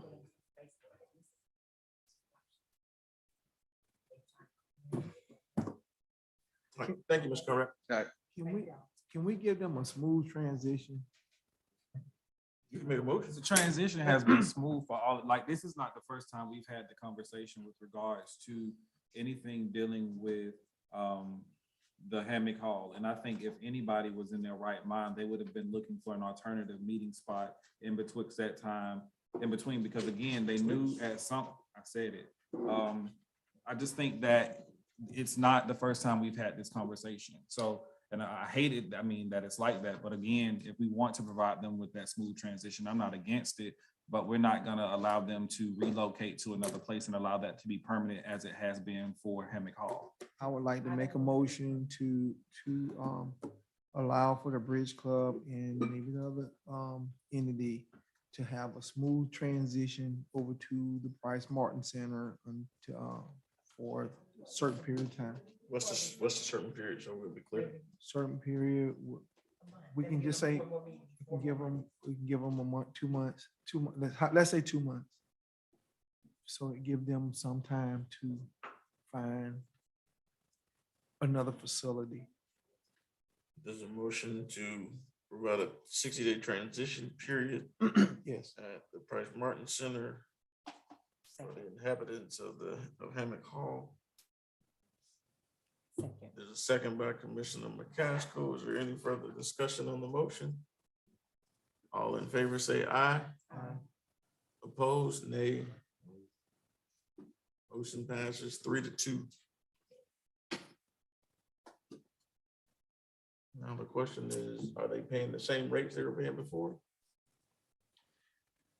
They need to be grandfathered in. I mean, this is an abrupt change, and we need to give that some consideration, in my opinion.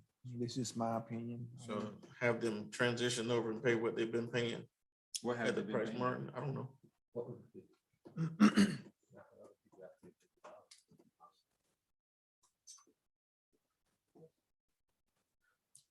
They've been paying $100 a month. It's a transit. We only meet how many times Every Monday, 4 days a week, 4 days a month, every Monday from 9 to about 3, about 6 hours.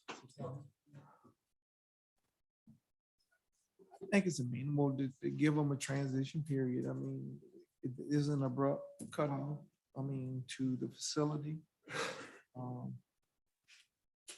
That's just my single opinion. Okay, motion passed 3-2.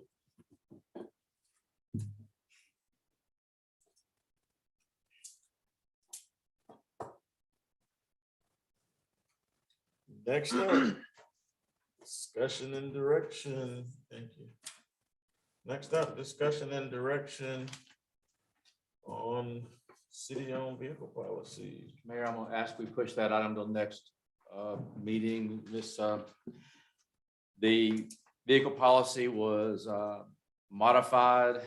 The city attorney made comments. I made comments and modifications, referred back to her, but she's not available to help with the finalization at this point. So we have the policy at this point, and I'd like her to have the opportunity to read it and pass on it one more time before it comes back to you. That's both for the police department and the city-owned vehicles. There's a request to table for 2 weeks from staff. I make a motion that we table this item for 2 weeks. Second. Motion on the floor, second by Commissioner Jones. All in favor, say aye. Aye. Opposed? Motion carries unanimously. Moving on, public hearing about resolution 2022 R80. Brownfield area within the city of Palatka, Florida. One moment.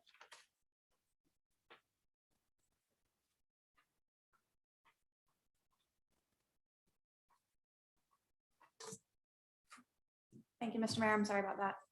A resolution of the city of Palatka, Florida, designating a brownfield area within the city of Palatka, Florida for parcels 42, 10, 27, 68, 50, 500, 0021, 42, 10, 27, 68, 50, 500, 0020, 42, 10, 27, 68, 50, 301, 0260, 07, 10, 27, 9400, 003, 0080, and the submerged land parcels A, B1, C1, D1, and F within the city limits of the city of Palatka, Florida for the purpose of environmental rehabilitation and economic development, providing for an effective date, providing for scrivener's error, second reading.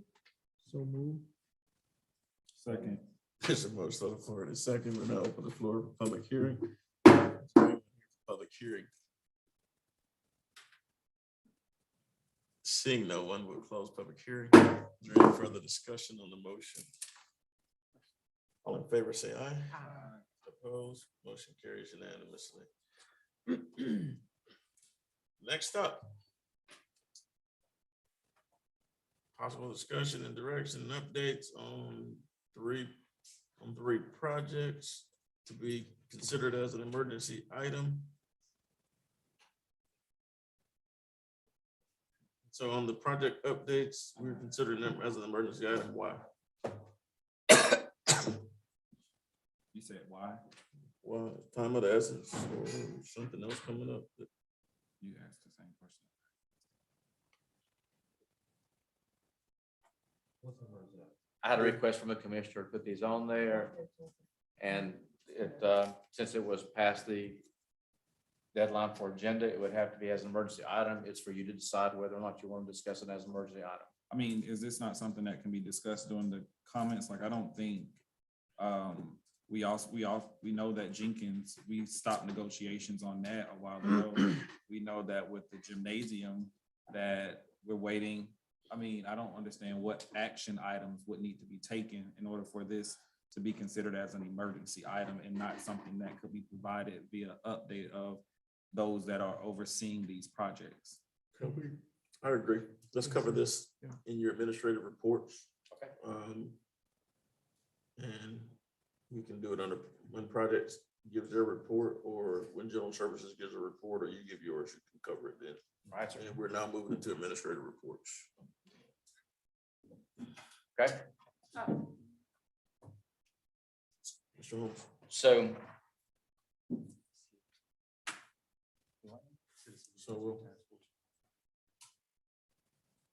oh, you got, that's right, you got another item that I was supposed to address. And go ahead and make a request for that item to be considered so that we can determine if time is of this. Thank you, Mayor. Commissioners, we have what's called a Citizen Advisory Task Force. It's appointed by you. They hear projects and make recommendations to the commission on pending community development block grants from the Department of Economic Opportunity. Ms. Krantz today brought it to our attention that the last time the board or the task force was appointed, it was only for the 2017 cycle. So to ensure that we still get the 10 points when we make application in about a month, we need you to take this as an emergency item. They have a scheduled meeting next week to reappoint that committee so they can hear the application request from staff and make the recommendation to the commission. So there's a recommendation to take this as an emergency item because we will not meet before next week in order to get this done. Correct. A motion by Commissioner Campbell. Is there a second? Second. Second by Commissioner McCaskill. Any discussion? All in favor, say aye. Aye. Opposed, motion carries unanimously. Now do we have the information before us?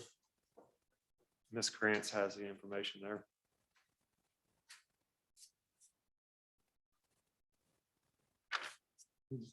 And that just includes the committee members? Yes, that are sir. Existing? And a recommended motion.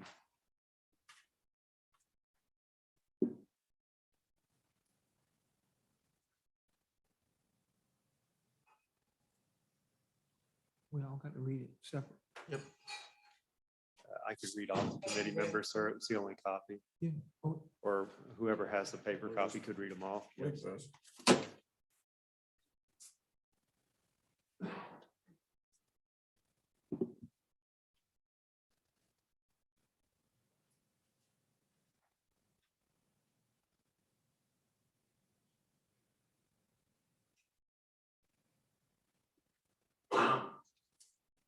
That's before you bring it to us.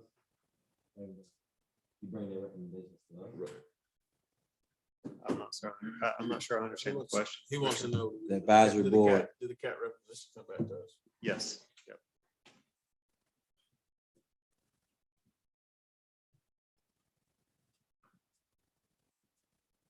you want to read their names into the record? It needs to be in the record one way or another. Did we get a copy? Did we get a copy? That's the recommended language. If anybody wants to make that motion, and they can read the names into the record when they're making the motion, so that we'll have it.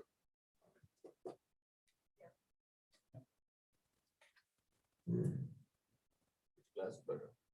Oh, I was reading names up. Somebody want to make that motion? So, okay, the motion is to accept emergency item of reappointment of Citizen Advisory Task Force. Motion to appoint Mr. Larry Beaton, Ms. Wanda Brown, Mr. Seth Miles, Mr. Ernest Robinson, and Mr. Frank Bates as full members. Allegra Kitchens as an alternate member, Tim McCaskill as a commission liaison to the Citizen Advisory Task Force for the current and future CDBG grant cycles. That should be read into the record. Would Ms. Kitchens be able to serve on that? With the dual? Are you on any other committees? I'm an alternate. If somebody's not there, then they pull me in. Okay. All right. Were these people nominated? I just want to. So this committee had been nominated previously. It just hadn't been activated in a while. Those. So I just need them. I need someone to make, are you making that motion, Commissioner? That was the motion I read, yes. Is that, so it's your motion, your motion? Yes, it'll be my motion. Second. Motion floor to second. Is there any further discussion on the motion? All in favor, say aye. Aye. Aye. Opposed, motion carries unanimously. Thank you. Moving on, city manager reports. Thank you. Yes, sir. Mayor. Are you ready, Sonny? I'm sorry, but earlier in the meeting, Mayor Hill, during the discussion of the millings, I believe there was a discussion about someone perhaps making an emergency motion about the streetscapes project, but Commissioner Campbell asked that all the emergency motions be taken at the same time on the agenda. About the streetscapes project. That's going out, but I believe Mr. About the Griffith millings. could speak to it better than I could.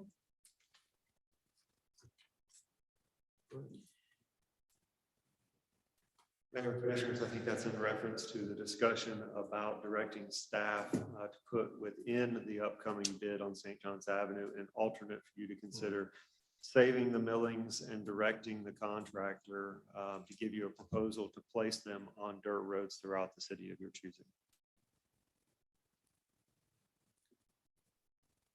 It would be an alternate, which you could either accept or reject. Is that correct? Yes, sir. So what you'd be doing is just building it into the bid process so that from the outset, the contractor would know that you don't want them to have the millings, you want them to be saved, and you want him to give you a price on spreading them, rolling them, and compacting them. And that needs to go in right now because it goes out next week, right? Yes, sir. So is there a motion to accept that as emergency item? Yes. So move. Second. There's a motion on the floor by Commissioner Campbell, second by Commissioner Board. All in favor, say aye. Aye. Opposed, motion carries unanimously. Now I'll entertain a now can I get the motion for us to, a motion to place that in the bid process with the option for rejection? So move. Second. Motion on the floor and a second by Commissioner Board. Is there any further discussion on the motion? All in favor, say aye. Aye. Opposed, motion carries unanimously. Now we're at the city manager's report for a third time. And thank you, Sonny, for that reminder. Thanks. It did work out. So, yes, sir, I'll give you a report on the 3 items that are listed under item 10. And I'll start in inverse order with regard to those 3 items, and that would be Jenkins Middle School. And my report would simply be, to the best of my knowledge, there are no negotiations ongoing regarding the purchase of Jenkins Middle School by the city. I'm aware of nothing that's in process. I'm not meeting with anybody. I'm not discussing it with anybody. To the best of my knowledge, it's not a viable topic at this time. And that would conclude my report as to that item, unless there are some questions. Secondly, on the gymnasium, Jenkins Gym, we have not received the grant agreement. We cannot move forward until we have the grant agreement. You heard comments from Ms. Cash Jackson about the amount of the appropriation.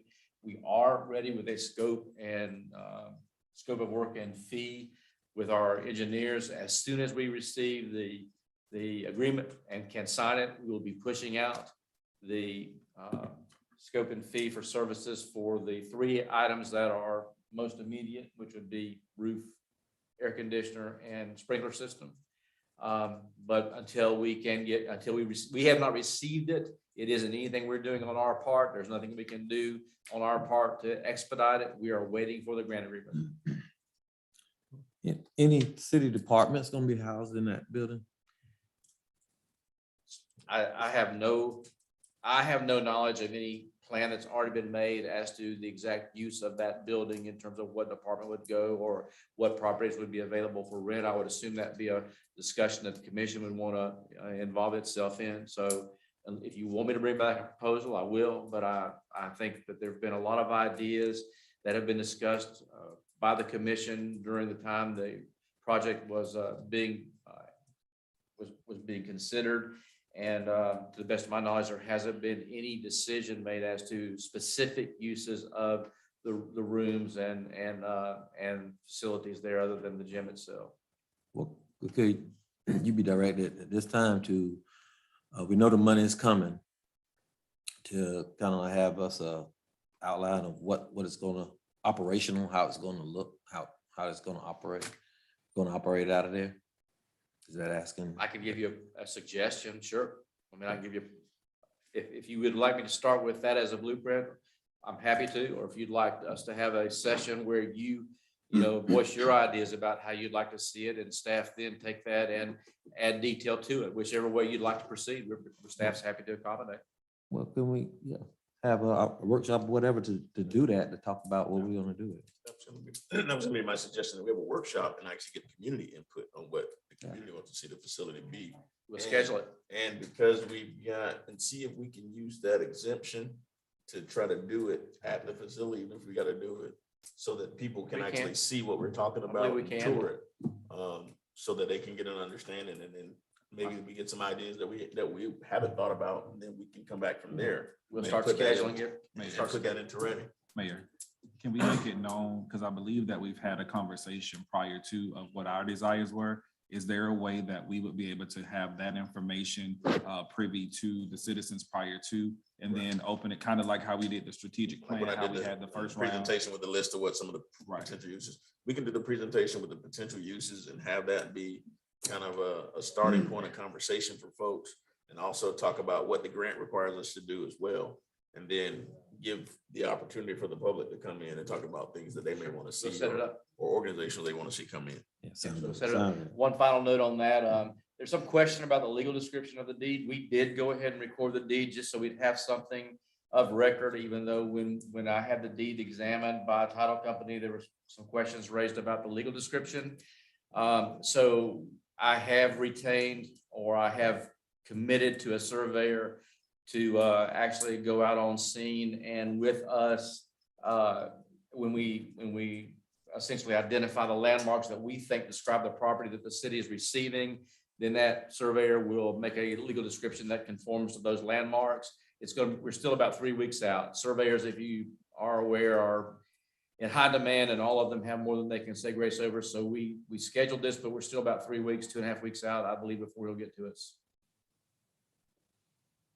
And then we'll correct the legal. I had already spoken with the school board's attorney, and they're aware that we have questions about the legal description. And as soon as we can get a confirmed legal by a surveyor, then they're agreeable to corrective deed.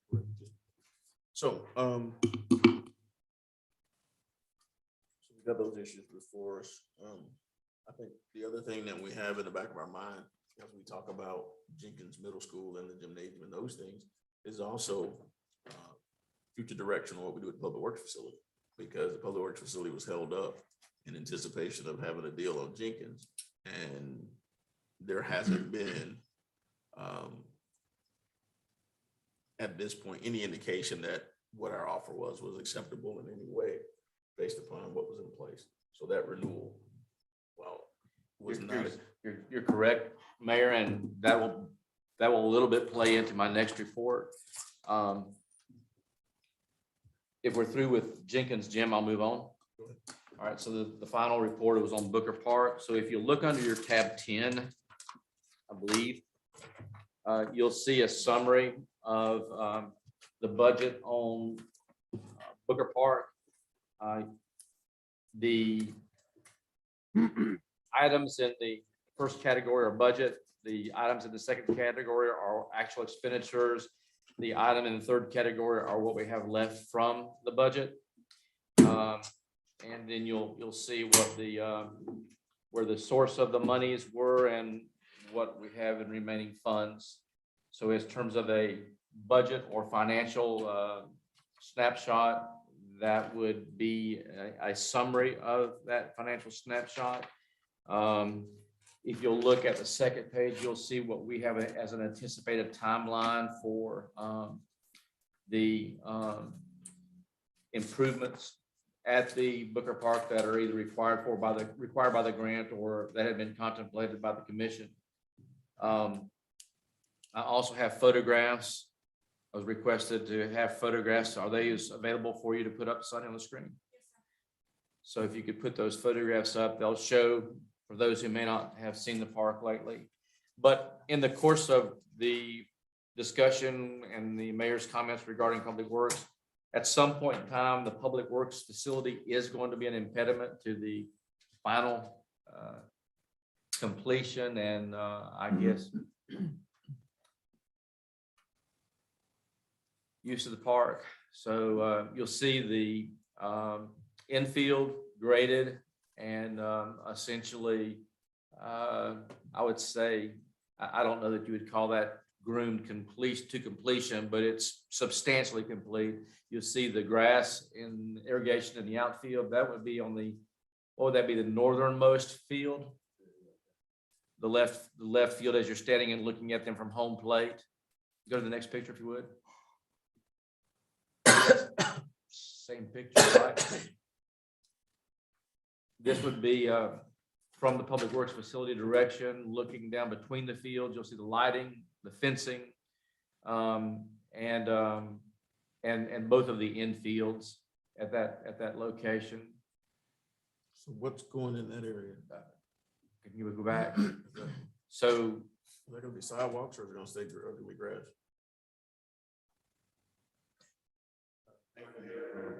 The dugouts will go in that area, bleachers would go in that area eventually. And then where the picture is taken, that is generally where the pavilion and restrooms would be located, sir. Pavilion, picnic pavilion? Yes, sir, it's required with the grant, yes, sir. Where the press boxes going to go in the bathrooms? So the restrooms will be located next to the picnic pavilion. There is a grant scope requirement, and there is an intent with the project to eventually construct press boxes, but the city doesn't have to construct press boxes to meet the grant scope requirement. But how much the press boxes cost? Probably from 80 up. 80. we've got crazy numbers on the press boxes, and we're looking for the cheapest alternatives right now. What's the number y'all talking about now? What do you mean? Because I heard a floating around number. I see 85,000 that we have remaining for the press boxes. But what, is that what we're gonna spend on? So with where construction pricing is, sir, and where we're at with lead time on things, the grant calls for restrooms. So an idea that was floated that we were going to bring back to you at a later date was to purchase, or at least present to the commission, the idea of purchasing portable restrooms that would meet the intent of the grant. You'd have the ability to pull them away from the facility and secure them and or use them at other locations throughout the city. For instance, special events, other recreation events. But we do have some numbers on that. I believe Ms. Gano even got an updated quote today, somewhere in the $43,000 range. We're not talking about porta potties. We're talking about, Air conditioned, portable, trailerable restrooms. Well, we can't construct men's, women restroom for 85,000? Based on the conversations that we're having with contractors right now and meeting the code requirements, Florida Building Code, no, sir. 85, you can build a small house for $85,000. You used to be able to. Yeah, hey. I wish that was the case. Wow. The numbers we've gotten from multiple sources would absolutely shock you. We've even gone to the point of asking a draftsman that we're both familiar with to draft up a set of plans to something that we could try to work with locally, but we're being given numbers of construction costs of between what, $200 and $300 a square foot, $200 and $300 a square foot. Wow. I mean, I can't calculate that fast. What that cost me? 200 or 300 grand?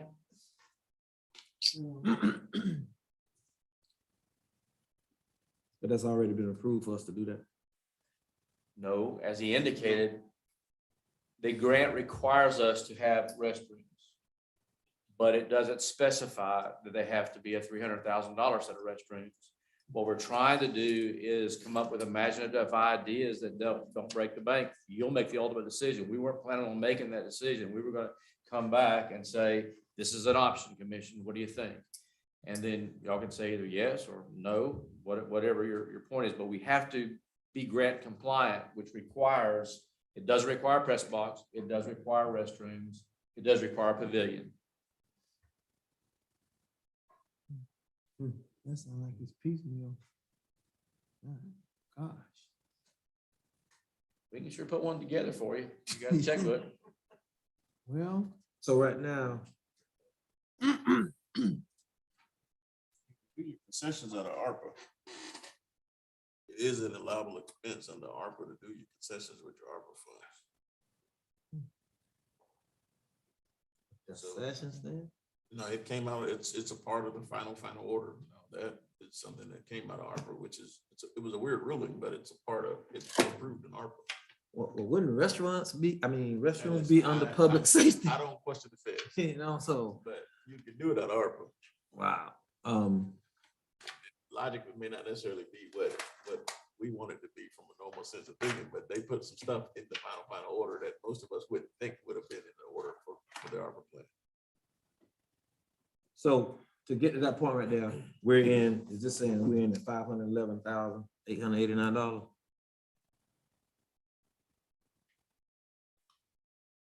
Right, that would be the total, that would be the third category, third item down in the bottom set of numbers, 511,889. That's fencing, dirt work, lights, electricity.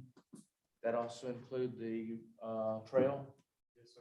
That includes the trail that was also required, which was the paved trail around the perimeter, walk, whatever you want to call it, walkway. Seeding, irrigation, the whole, all of the items that I've mentioned above. And I will mention to you that where reasonable alternatives were found, the staff took advantage of them. For instance, they didn't sod the fields. Instead, they used a technique called sprigging, but it's not what you think of as the old-fashioned sprigging. It involves a machine that goes along and it takes rolls of sod and cuts it and plants it. And it was much cheaper by thousands of dollars than sodding would have been. We also relied upon our consultant who gave us a rule of thumb as to when we could go ahead and begin with the grass planting, which required us to wait a number of months over the winter because his advice was we had to work with a rule of 155, was it? 155, meaning the combination of the daily high and nightly low. If that wasn't 155, they advised that grass wouldn't grow in a productive fashion. So we waited. This is a person who seems to have a lot of expertise. He does the Jaguars fields in Jacksonville and other locations. So staff try to be prudent with it. My last question about this, it looked good out there, but we're gonna have to, what about that wash rack that that's constructed out there, almost like right near sanitation user, and I guess when we move, there'll be reconstructed one out there. But as the mayor indicated, we really do need to make a decision on public works. It was anticipated that we would be past this because the debt service was allocated and budgeted a long time ago for public works, but we haven't, things have come up. Y'all have considered different options. No one's to blame, but we've been, uncertain as to where to go with public works. So until we know where we can go with public works, it's hard to start dismantling public works. I agree. That's why I want to know where the concessions and the bathrooms are gonna go. Can I ask a question? I know we got a lot of moving parts. And that's where like strategic plans kind of help us. We got a lot of things that we don't have everything in front of us as it relates to when we pick something to move forward with, spend money on and different things of that nature. So it just seemed like we're just grabbing things and we need to put money to, and because we had these things that just pop up all of a sudden, the Booker Park and all these the different things. And now we're trying to figure out how do we move forward, and then we're gonna leave certain things out and different things of that nature. So is it in any way that we can get everything that, in front of us with the budgets and the plans and whatever? This is kind of hindsight at this point, but I think those things should have been out here in front of us. Where I think we just kind of like pulling things. We just bringing things up. It just seems like we're just not strategically moving forward with things that's been done. I mean, voted on in the past, and we're not appraised of a lot of the different things, and now we're just getting hit with these things here. Yes. projects can be used. And prioritized, and, you know, we need to put everything in play and prioritize. That's my confusion. This is just for me. Everybody else might be. Well, This project has been, I'll just say a challenge. It was one I thought would be done 3 years ago. The numbers are, I mean, it's a lot of moving pieces to this thing that I felt like should have been taken care of a number of years ago. At least by last May, it hasn't happened. And it's finally shaping up. And the anticipation on the other side of it was that Public Works would be gone. I don't think this was a priority. And I think that was one of the critical pieces to this project. There are so many other things going on. Unfortunately, this project took a back seat. And I don't think it should have. But where we are is we're 3/4 of the way home. And it needs to be finished at this point. So I think that's where we are. My biggest concern is as we run a project, we should never have a project go over budget without change orders being brought before the commission. I think I'll just say that it's been an opportunity to streamline processes and the correct processes. And I think it's something that the commission as a whole has to look at it and say processes have to be corrected so that whenever budget oversights, overruns, or whatever it may be come in place or unforeseen circumstances come, that we're made aware of those. And, you know, you're not scrambling for dollars in the last hour to make it happen. I think commission priorities are city priorities. And this project at some point didn't become a priority. So, you know, as it put in place, neither here nor there now. We're at a point where we got to perform on the grant and move forward. And I think it's going to shape up and be a benefit. But I think the most pressing things we have are grant compliance and also direction on what we do with the public works facility. We got the engineering funded, we got all that stuff in place. And we got to make a decision on whether we continue to hold on Jenkins or or we move forward. But I think the reality of it is that there has to be a real discussion on moving forward, because the longer we wait, as you saw with the $1.4 million in additional costs that we had on the wastewater treatment plant that the staff was able to get. And I think kudos to them for being able to get 1.4 million in additional funding. And that was Mr. Griffin and Ms. Tucker making phone calls to DEP and being able to hit the right button to get us to a point where a project that would have cost the city a gang of money was a check was cut to cover the balances. And that was crucial for us. But the longer we wait on projects for the public works facility, the higher the costs are going up right now. And we're going to be in, and I don't think we can afford to be in limbo much longer on that project, because it also has impact on other projects. So we just need to make sure that we get everything in front of us and have a prioritized. We get it prioritized, and that way we know what we're dealing with, and we know something have to be sacrificed or whatever it may be, and we can knock things off the list, and we have a clear vision. Agreed. And I think, but I think the updates are critical, right, to knowing where we are. I think that's one of the places that having the project manager in place becomes a benefit, because now you start having, I think more than anything else, an extra body to deal specifically with the projects and the administration side of that. You got another person dealing with the accounting aspects of it. And then you're getting more reporting as it relates to what's in place. And it's just better operational tactics. It's not necessarily saying that there was that there were mistakes made before, but I think at the end of the day, there wasn't enough manpower. to Right, I make mean, it work. that's well And so understood. now we've got a better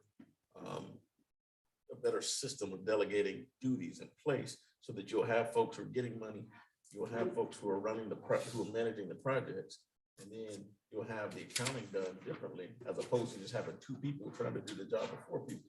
Mr. Mayor, you're exactly right, and I'd simply mention two things. One, you approved, we facilitated a grant accountant, which I guess she's been on the job now 2 weeks, which was one of the people we had in finance, Ms. Jackie, last name, Pappas. Pappas, I'm sorry, I did know that, but I forgot it.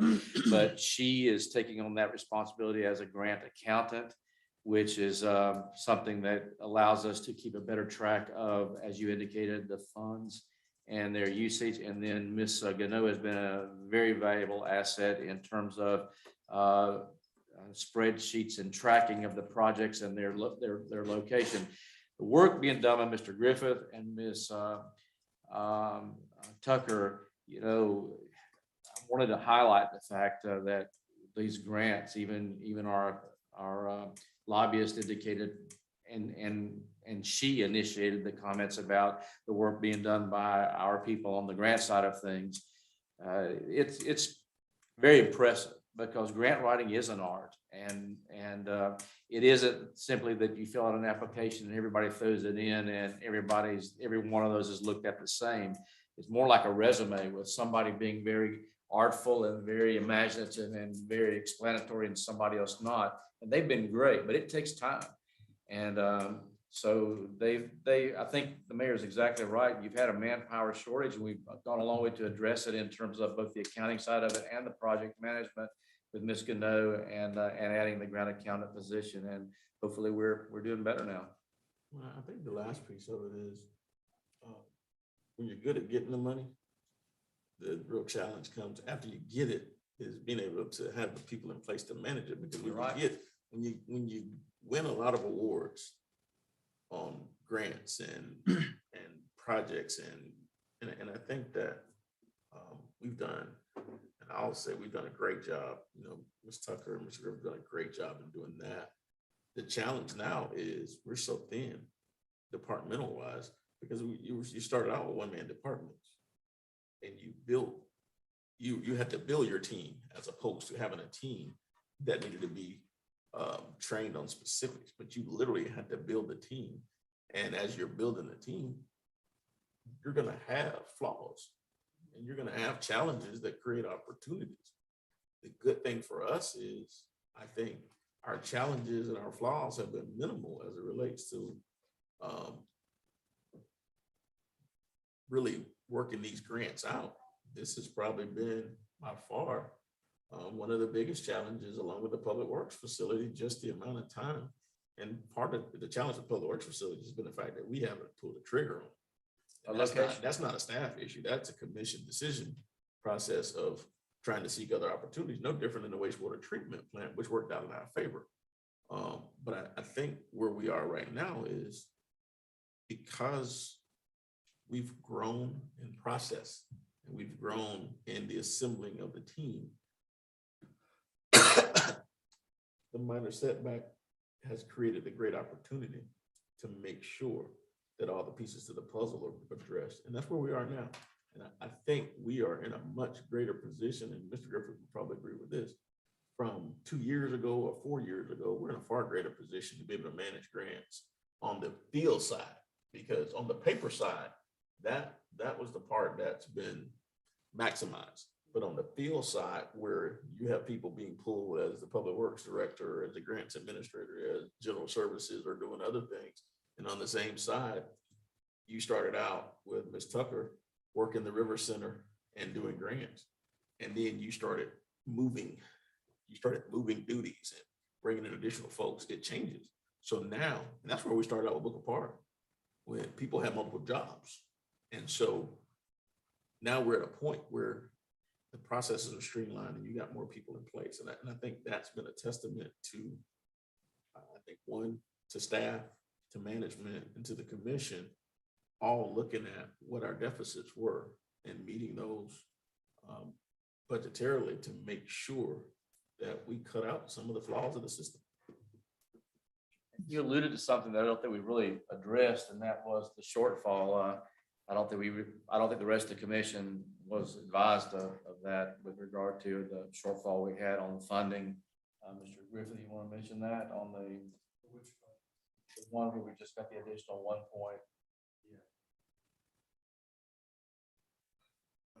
So Commissioners, the wastewater treatment plant project, which we've been talking about for a number of years, the belt press and the digesters conversion, that project came in over budget by $1.5 million. We had started conversations with DEP about asking for additional funding. We were not getting a favorable response. We had begun to prepare the agenda for you with a deductive change order, which was going to be removing the belt press and proceeding with the digester conversion. Luckily, FDEP was able to secure some additional funding and get the amendment to us in time. But that takes that project well over $4 million. That project would have had to have happened no matter what. If that money didn't come in, we would be back before you looking at additional debt service, going back to SRF or pulling from capital reserves in the utility. So that is a blessing. But sort of glossed over, we came up short, over on the bids. The bids, construction costs have gone crazy. And the bid numbers came back 1.5 over. At that point, Jonathan and Mandy got on the phone and started making phone calls. And you never know until you ask. But the end result was first a shut door. But before it was all over, the door opened wide and they funded it. So instead of you doing a deductive change order this go around and then having to come back and find $1.5 million, You get what you got. you got it all. So, there's way more good than there is bad, but it's just a process. You're dealing with really a minimal amount of staff for like the mayor said, the scope of work you're doing, the volume of work you're doing, the volume of money you're getting on grants and applying. You've got a lot of people wearing a lot of hats. And I think that's kudos to Jonathan and Mandy on that. And, you guys deserve a round of applause for that, because at the end of the day, we had, and Miss Kitchen's in here, how the door had been closed on Palatka for over a decade and trying to get the wastewater treatment plant funded. We basically took, and we came in here, we created a $1.5 million debt service by basically taking the annual amount of repairs on average to try to see and use that as a debt service to try to, do basically a piecemeal upgrade that would be sufficient for operation. And, getting the door kicked in enough times, you get a Rolodex of folks that you can start to call and surprisingly the call comes in, hey, you guys got the funding you've been asking for from from a source that we hadn't gone to. We were trying to get it through appropriations, and it was just timing it was a blessing. That's just the easiest way to say it when it happened. And now it happens again, but it came from perseverance. And it came from diligence and building relationships, because every time there was a no, there were relationships being built by you and Mandy with folks. It was relationships being built by the commission, going out and doing different things and going to Tallahassee and becoming president. And then I think that last trip to Tallahassee, the first trip I'll call it, when you and Mandy went on that trip, you and Ms. Tucker went on that trip, I think that was critical, because it put you in the face of the legislature and it gave you a perspective of, you were asking for appropriations, but no one had ever had you in a position where there was a face that went along with this, and that knowledge base was presented. And I think that was a good part of all of it. And all of it's been growth, and there've been some challenges, there've been some hurdles, but I think more than anything else, stumbling blocks have been turned into stepping stones. And so we appreciate the effort. It's not a come down on anybody party.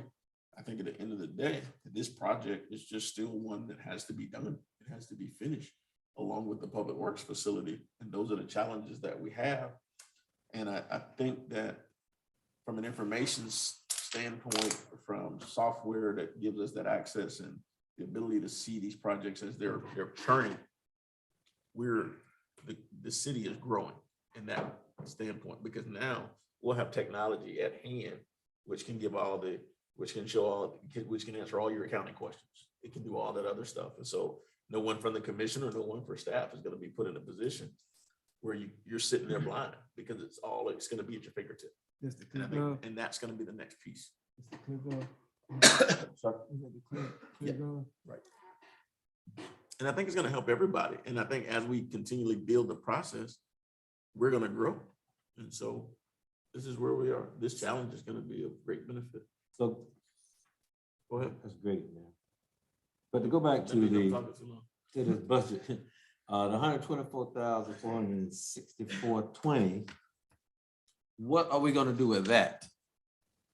That's what I'm saying. We're talking about completeness. So what goes? I think the best thing to be able to do is to be able to come back to the commission, is go ahead and have Ms. Gano send over what those funds do and bring a suggestion on how to cover and what needs to be done to complete the project. To give a final, at the next meeting, there should be a final closing budget to complete this project and where the funding can come from. So that you know what that 122 does and what the rest of it does and how far it gets you. What I'm saying, so that's already there. Yeah, it's there. So my question is, because we haven't made a decision on the restroom issue. You guys said that suggested and you were looking for direction. So that's what we need to do. Give some direction at this point, is what I'm saying. Because you're saying we want to go ahead and finish the project. The thing is, if it's a holdup, we need to have a discussion to do it. You say that, Mr. Griffin? Yeah, I mean, I don't want to hold it up no more. We do have all the quotes necessary to finish the scope of the work for the ball fields, from the foul poles, which we're going to use the same standard that we have installed at the other fields, scoreboards, same standard as the other fields. We do have multiple quotes on the restrooms. One of them is GSA pricing. We did find a couple of used models, and as I told you earlier, Ms. Gano got a updated pricing this afternoon, $43,000 for a 3-stall restroom, men's and women's, and an ADA portable. So the commission is in a position where they want to go ahead and direct staff to move forward with that one item, which is undecided, which is portable restrooms versus permanent restrooms. We're here. We will own the portable style restroom, so we could take it to the riverfront if we need to. And so just for general knowledge, we've been renting portable restrooms, and we had those large bins for roughly $2,000. And the beauty of it would be, you wouldn't be occupying space with any kind of a permanent or, inadequate structure. So if somewhere down the road, you decided to build a restroom facility at Booker Park that was bigger, or that you wanted to fit in with a third field or whatever, you wouldn't have to be tearing something down that you spent a lot of money for. You could be building up at that point. And you got a facility that you can also lease out and generate revenue from. So very imaginative idea, actually. The portable restroom thing. I thought so. Yeah, no, I wasn't going to give you credit because somebody, but yeah. Every now and then. Did he really think of that? He did. So he told us about it. I don't know if he thought of it. Well, let's give it to him. All right, That's better than putting $230,000 in right. $300,000 in We can't do the $200,000 restroom. That's just not. So can we act on that tonight, or do we need to vote on it, or we just get direction? We can just give direction. Consensus. That's what you're saying? Well, that's what that scope of the project. Yep. So we'll move forward. Everybody's okay with that? Move forward with the scope of the project. Yeah.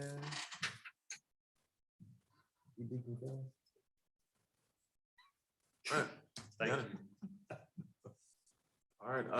Anything else, Mr. Holmes? No, sir. I'm done. Anything else, Mr. Griffith? Anything, Chief?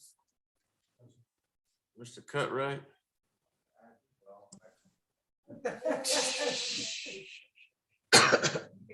Captain? Gotta come up.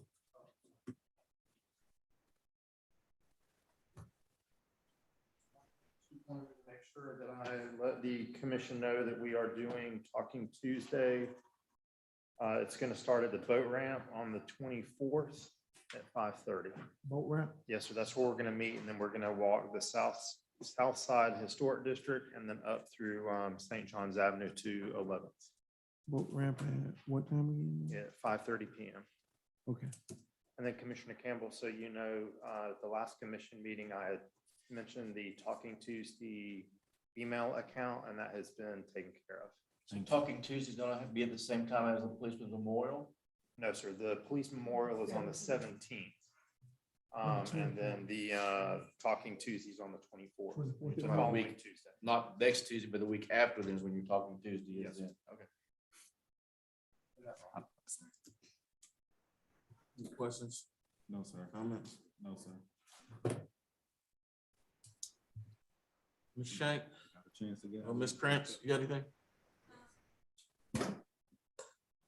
Sorry, the only thing I want to report on is actually for PD. They did actually go and pick up the side-by-side that we received through grant funding, which was the JAG grant.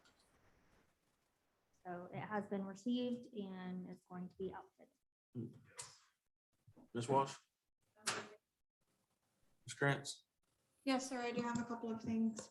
One, I would like to remind the commission to send me their recommendations for the tax increment advisory committee that we are setting. Our building improvement grant is set to open on May 16th. So we would like to have a committee in order to review those applications that we've been receiving. Next, on the topic of the joint meeting with the Palatka Housing Authority and the City Commission, I do have some dates if you feel appropriate for me to share at this time. Okay. They've actually sent me a list of 3 dates with 2 different times. I went through the list and picked the 3 that looks best on the calendar, in my opinion. May the 19th at 1 o'clock. I would note that for this date, the Citizens Advisory Task Force is scheduled to meet at 3. So we would need to be wrapped up before 3 because I will take minutes of both meetings. May 19th at 6. And then lastly, May 24th at 1. About the 19th to 6. Yeah, I would like to say, those daytime meetings, we're in the wrapping up of school, so it's kind of hard for us to break away for a 1 o'clock meeting. Well, at least for me, we're at the tail end of school, so. 6 on the 19th? Yes. 6 and 19th, one of the suggested times, right? Thank you, sir. Yes, sir. May 19th at 6. Let's do May 19th at 6.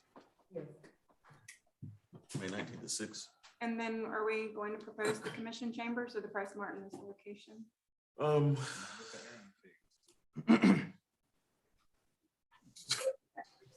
What did you say? Either or. Well, let's, Hold it, let's, that's a third Thursday, the third Thursday? yeah, you can go, you meet. Those are, they have Northeast Florida? yeah. Can we do it on a different day, so I won't miss? I'm happy to provide additional dates to the Housing Authority if you'd like me to. Okay. What date would?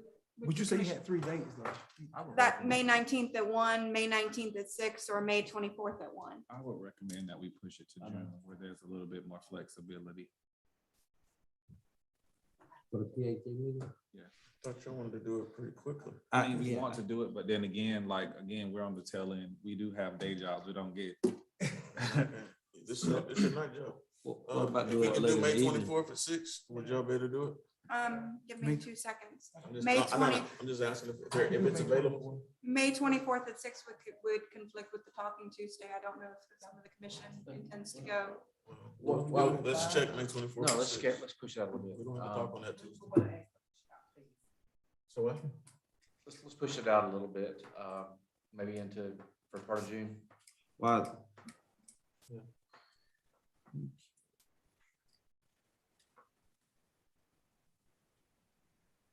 I am in the beginning stages of doing some research as far as the history of the PHA. So if possible, I would like to request that we push it to the first week of June. to give me ample time to finish my research and speak to the county. Okay, because I know, okay, as long as it's not like the 9th, 10th, or 11th, I'm nominating committee, I'll be out. So, but anytime the first week or up to Thursday, I think I'll be good. What's the dates? I'm good all the way from June 1st through the 8th. I'm good. All right, next. Okay, I can ask PHA to provide some dates, the week of the June 1st through the 8th. Next. And lastly, just a welcome to our new customer service representative, Miss Thomas, who started here at City Hall this week. She on Zoom? No, sir. No, just, I'm just. Ms. Jones? Nothing, sir.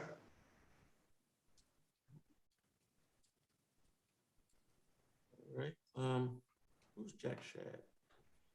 Jack Shad is from the Northeast Florida Regional Council. I believe he was on the line in case Mr. Griffith and Mr. Holmes wished him to speak about the strategic plan. You need it? Yeah, he's been here waiting patiently. We all have. I'll try and make it quick. Okay, we're going to distribute to you the outline for the strategic plan. We'd like for you to have your comments back on that outline by early next week. Mr. Shad and his team are going to be finalizing that strategic plan for presentation to you on the 26th. It's due to DEO on the 27th. And they do plan on making any minor final revisions after presentation on the 26th. And you supplied the list?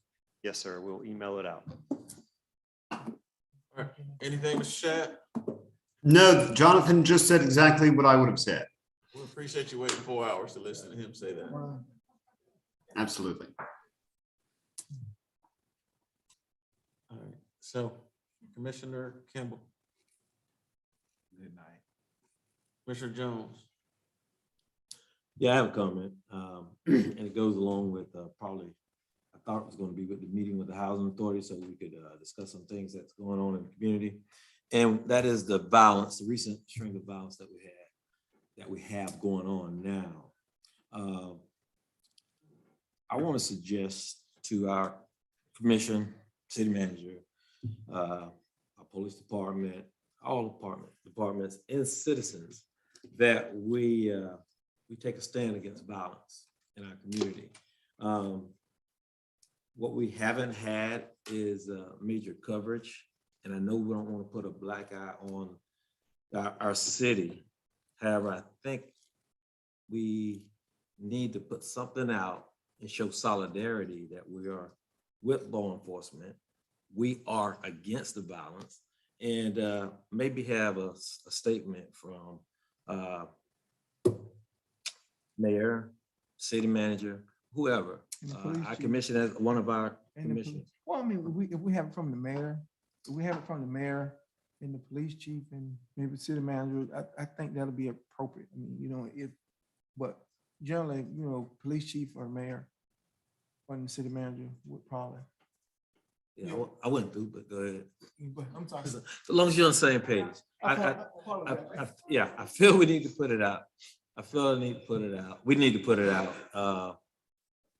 To know that we're actually against the violence. Absolutely. I mean, I certainly agree with that. Make sure you finish. That also, when I say the Housing Authority, the executive director to take a part, and I've spoken with him already. I've spoken with him, and he's going to reiterate the fact that, and actually acknowledge that most of these incidents have happened in public housing areas. Captain Newcomb could probably confirm this, and that he's going to start taking aggressive action with anyone that's associated with some of these crimes. And I think that if we put it out in the media so that people will know it, and we want to put out a message of, if you see something, say something. And I think that if our community take that on, and the responsibility, their own civil responsibility, helping solve some of these senseless shootings and I think it'll be an impact that we need. It's going to help. And then maybe we can clean up the image that we have right now, because this is one that we know none of us want, as we try to attract businesses here and people here to move here in our community. So I would like the support of the commission to say, let's do this and take a stance. Absolutely. I mean, I totally agree. And I think, you know, like you said, we can get all the, any other agency, entity to help come in with the city as well to be able to help stand against this. I mean, you know, we got a lot of people are affected by this, the whole community. So we all should stand together. I'm gonna say this, and I'm not in a disagreement, but I don't want anyone that's gonna not stand with us for the long term to stand with us when we make an announcement. Because oftentimes we talk about things when they're hot, but then when they're not, we don't see any individuals. We've had things to take place on the north side where we had bukus of people block out Washington Street because we were going to be providing resources. And I have not seen any of those individuals since those meetings. So again, I would not want to bring anyone around the table if they're not going to make a commitment to being here for the long haul. I understand we want to bring our community together, and I wholeheartedly agree with the agencies in which you stated, because they are in direct effect, and we have that relationship with them already. But to continuously put someone on the forefront for a picture for the Palatka Daily News, I'm not in favor of that. I was alluding to when we make sure that we bring people to the table, that they're understanding that this is not a photo op. This is a very serious matter. We have individuals who are living in these conditions day by day, that if we don't bring it to their attention, they're never gonna know. So again, I wanna make sure that the people who are going to be committed to standing against the violence, that they're committed continuously and not because of it's a photo op. That would be the agencies that when we had those meetings, maybe. I know those entities have bought in, to my knowledge. And so. You want to schedule? Right. Can we get a press conference scheduled? Schedule a press conference. That's the commission's desire. Yes, I think we need to have a press conference. It's need to be out to the community so that they know that we're doing something. No, we need to have a town hall. Thank you. No, press conference ain't gonna get it. I've been sitting back, waiting to see something happen, trying to be quiet. But the reality of it is, I mean, we can talk to as many people as we want to talk to until we reach these kids and these parents. Talking to the wrong people. I mean, we're talking to the people that's on the mission that we're on, but we're not talking to the people that have an opportunity to get to these kids and these parents that we need to get to. And so my suggestion, and I've been kind of letting folks do their thing, is that we go ahead and call the town hall, have it at the gym parking lot, and we go straight to the trenches and we invite parents of teenagers and middle school kids and elementary school, and we bring them in and we invite these kids in and we begin to talk, real talks with kids, because we can talk about everybody, we can talk to everybody else we want to talk to, but until we start to reach these children, because the children are the actors and the children got more information than we'll ever have. Until we start to reach them, and half the stuff we're not gonna know. I know half the stuff that I learned from kids. And it's the kids know what's going on, but the thing is, if the kids give you the information, we gotta make sure we provide a safe space for them, because that's the other piece of the puzzle. And so it's time to have a youth summit of some sort, so kids can talk without it being recorded, without all this other stuff, but where they feel safe and they can talk about what's going on in the community and we have real conversations. That's one of the things that we have to do. And I see it all so many times. I see adults always talking about what we can do for kids, but we ain't never talk to the kids. We got to talk to these kids, because that critical age of 16 to 25, mostly that's involved in this stuff. And these are the kids that we got to be able to reach. We got to provide havens for them, but we also got to be able to provide a mechanism for some of these other kids who walk around every day in fear of what's going on and are subject to this stuff, for them to have an outlet of communication. And so we got to get to the parents, because at the end of the day, if these kids are out at 10 o'clock shooting, then why isn't there a parent that knows what the heck their kid is? So it's multiple ways that we get to it. And our public statement is, and they got to be made uncomfortable when this stuff goes down. So if they got a hangout spot and we know they're engaged in this activity, I mean, it's time to make them uncomfortable. You know, you got to cut this off at the head. And if we don't do it, then it's not going to work. And it's not just one little group of kids. It's not two little groups of kids. It's systemic at this point, and we have to do something to address it. And I think we all have great intentions, but everything I hear, I don't hear a lot of talking to these kids. I hear a lot of engaging adults, which is great. It's a part of the puzzle. But the other part is we got to engage these kids. And sometimes the kids only talk to people they trust. And the only way they're going to trust you is if you come around more than just coming around, no offense, than being just like a news reporter. You got to come around consistently, and they have to see you there to know you care in order for them to talk to you. And that's when you get the real information. I think we're talking about two different things. I'm talking about what I'm talking about. Right, well, okay, what you're talking about. And with all due respect, man, you can do both. I think, not just one. It's not a one solution. This is trying to get to a solution. And as I say, standing in solidarity, that means to fight. What you're saying, another thing about the solution. And so together, we could do both of those things. So in order to do that, there's nothing wrong. I don't see anything wrong with us having a press conference and then following up with the summit to engage the kids or whoever else. But I can tell you this from law enforcement experience, the ones that's doing it is not going to be at your summit. It won't be there. I can tell you, from being a lawyer for 22 years and representing the ones that do it, I know how to get to them. And I can tell you, I've already talked to some of them. So at the end of the day, let's yeah. put it all together. You put your piece together, we'll show up. I put my piece together, we'll show up. So then we all show up to all the pieces. That's easy. And I show up with all the even like with things that we made. Let's just support each other. With We can't get solidarity up here. So I mean, okay, I you're think right. the city has made steps from the point of the Youth Advisory Council. That's just one way that we can, once we reach out to say we have this option. And that's what we've aimed to do, or that's what we're aiming to do, is to provide the outlet for youth to be able to have, or to be able to engage in conversation. So that's all youth of Palatka. We're not looking for the all A's. We're looking for any youth. That's from the top to the bottom. So We're gonna do a press conference. We're gonna do a press conference at a town hall meeting and do it all together at one time.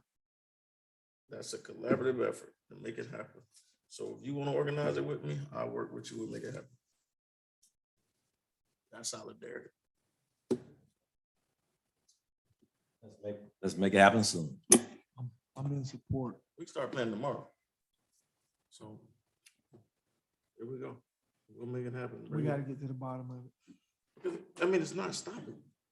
I'm just saying we gotta. You're absolutely right. It's not stopping, and we gotta do something. We gotta do something different. Right.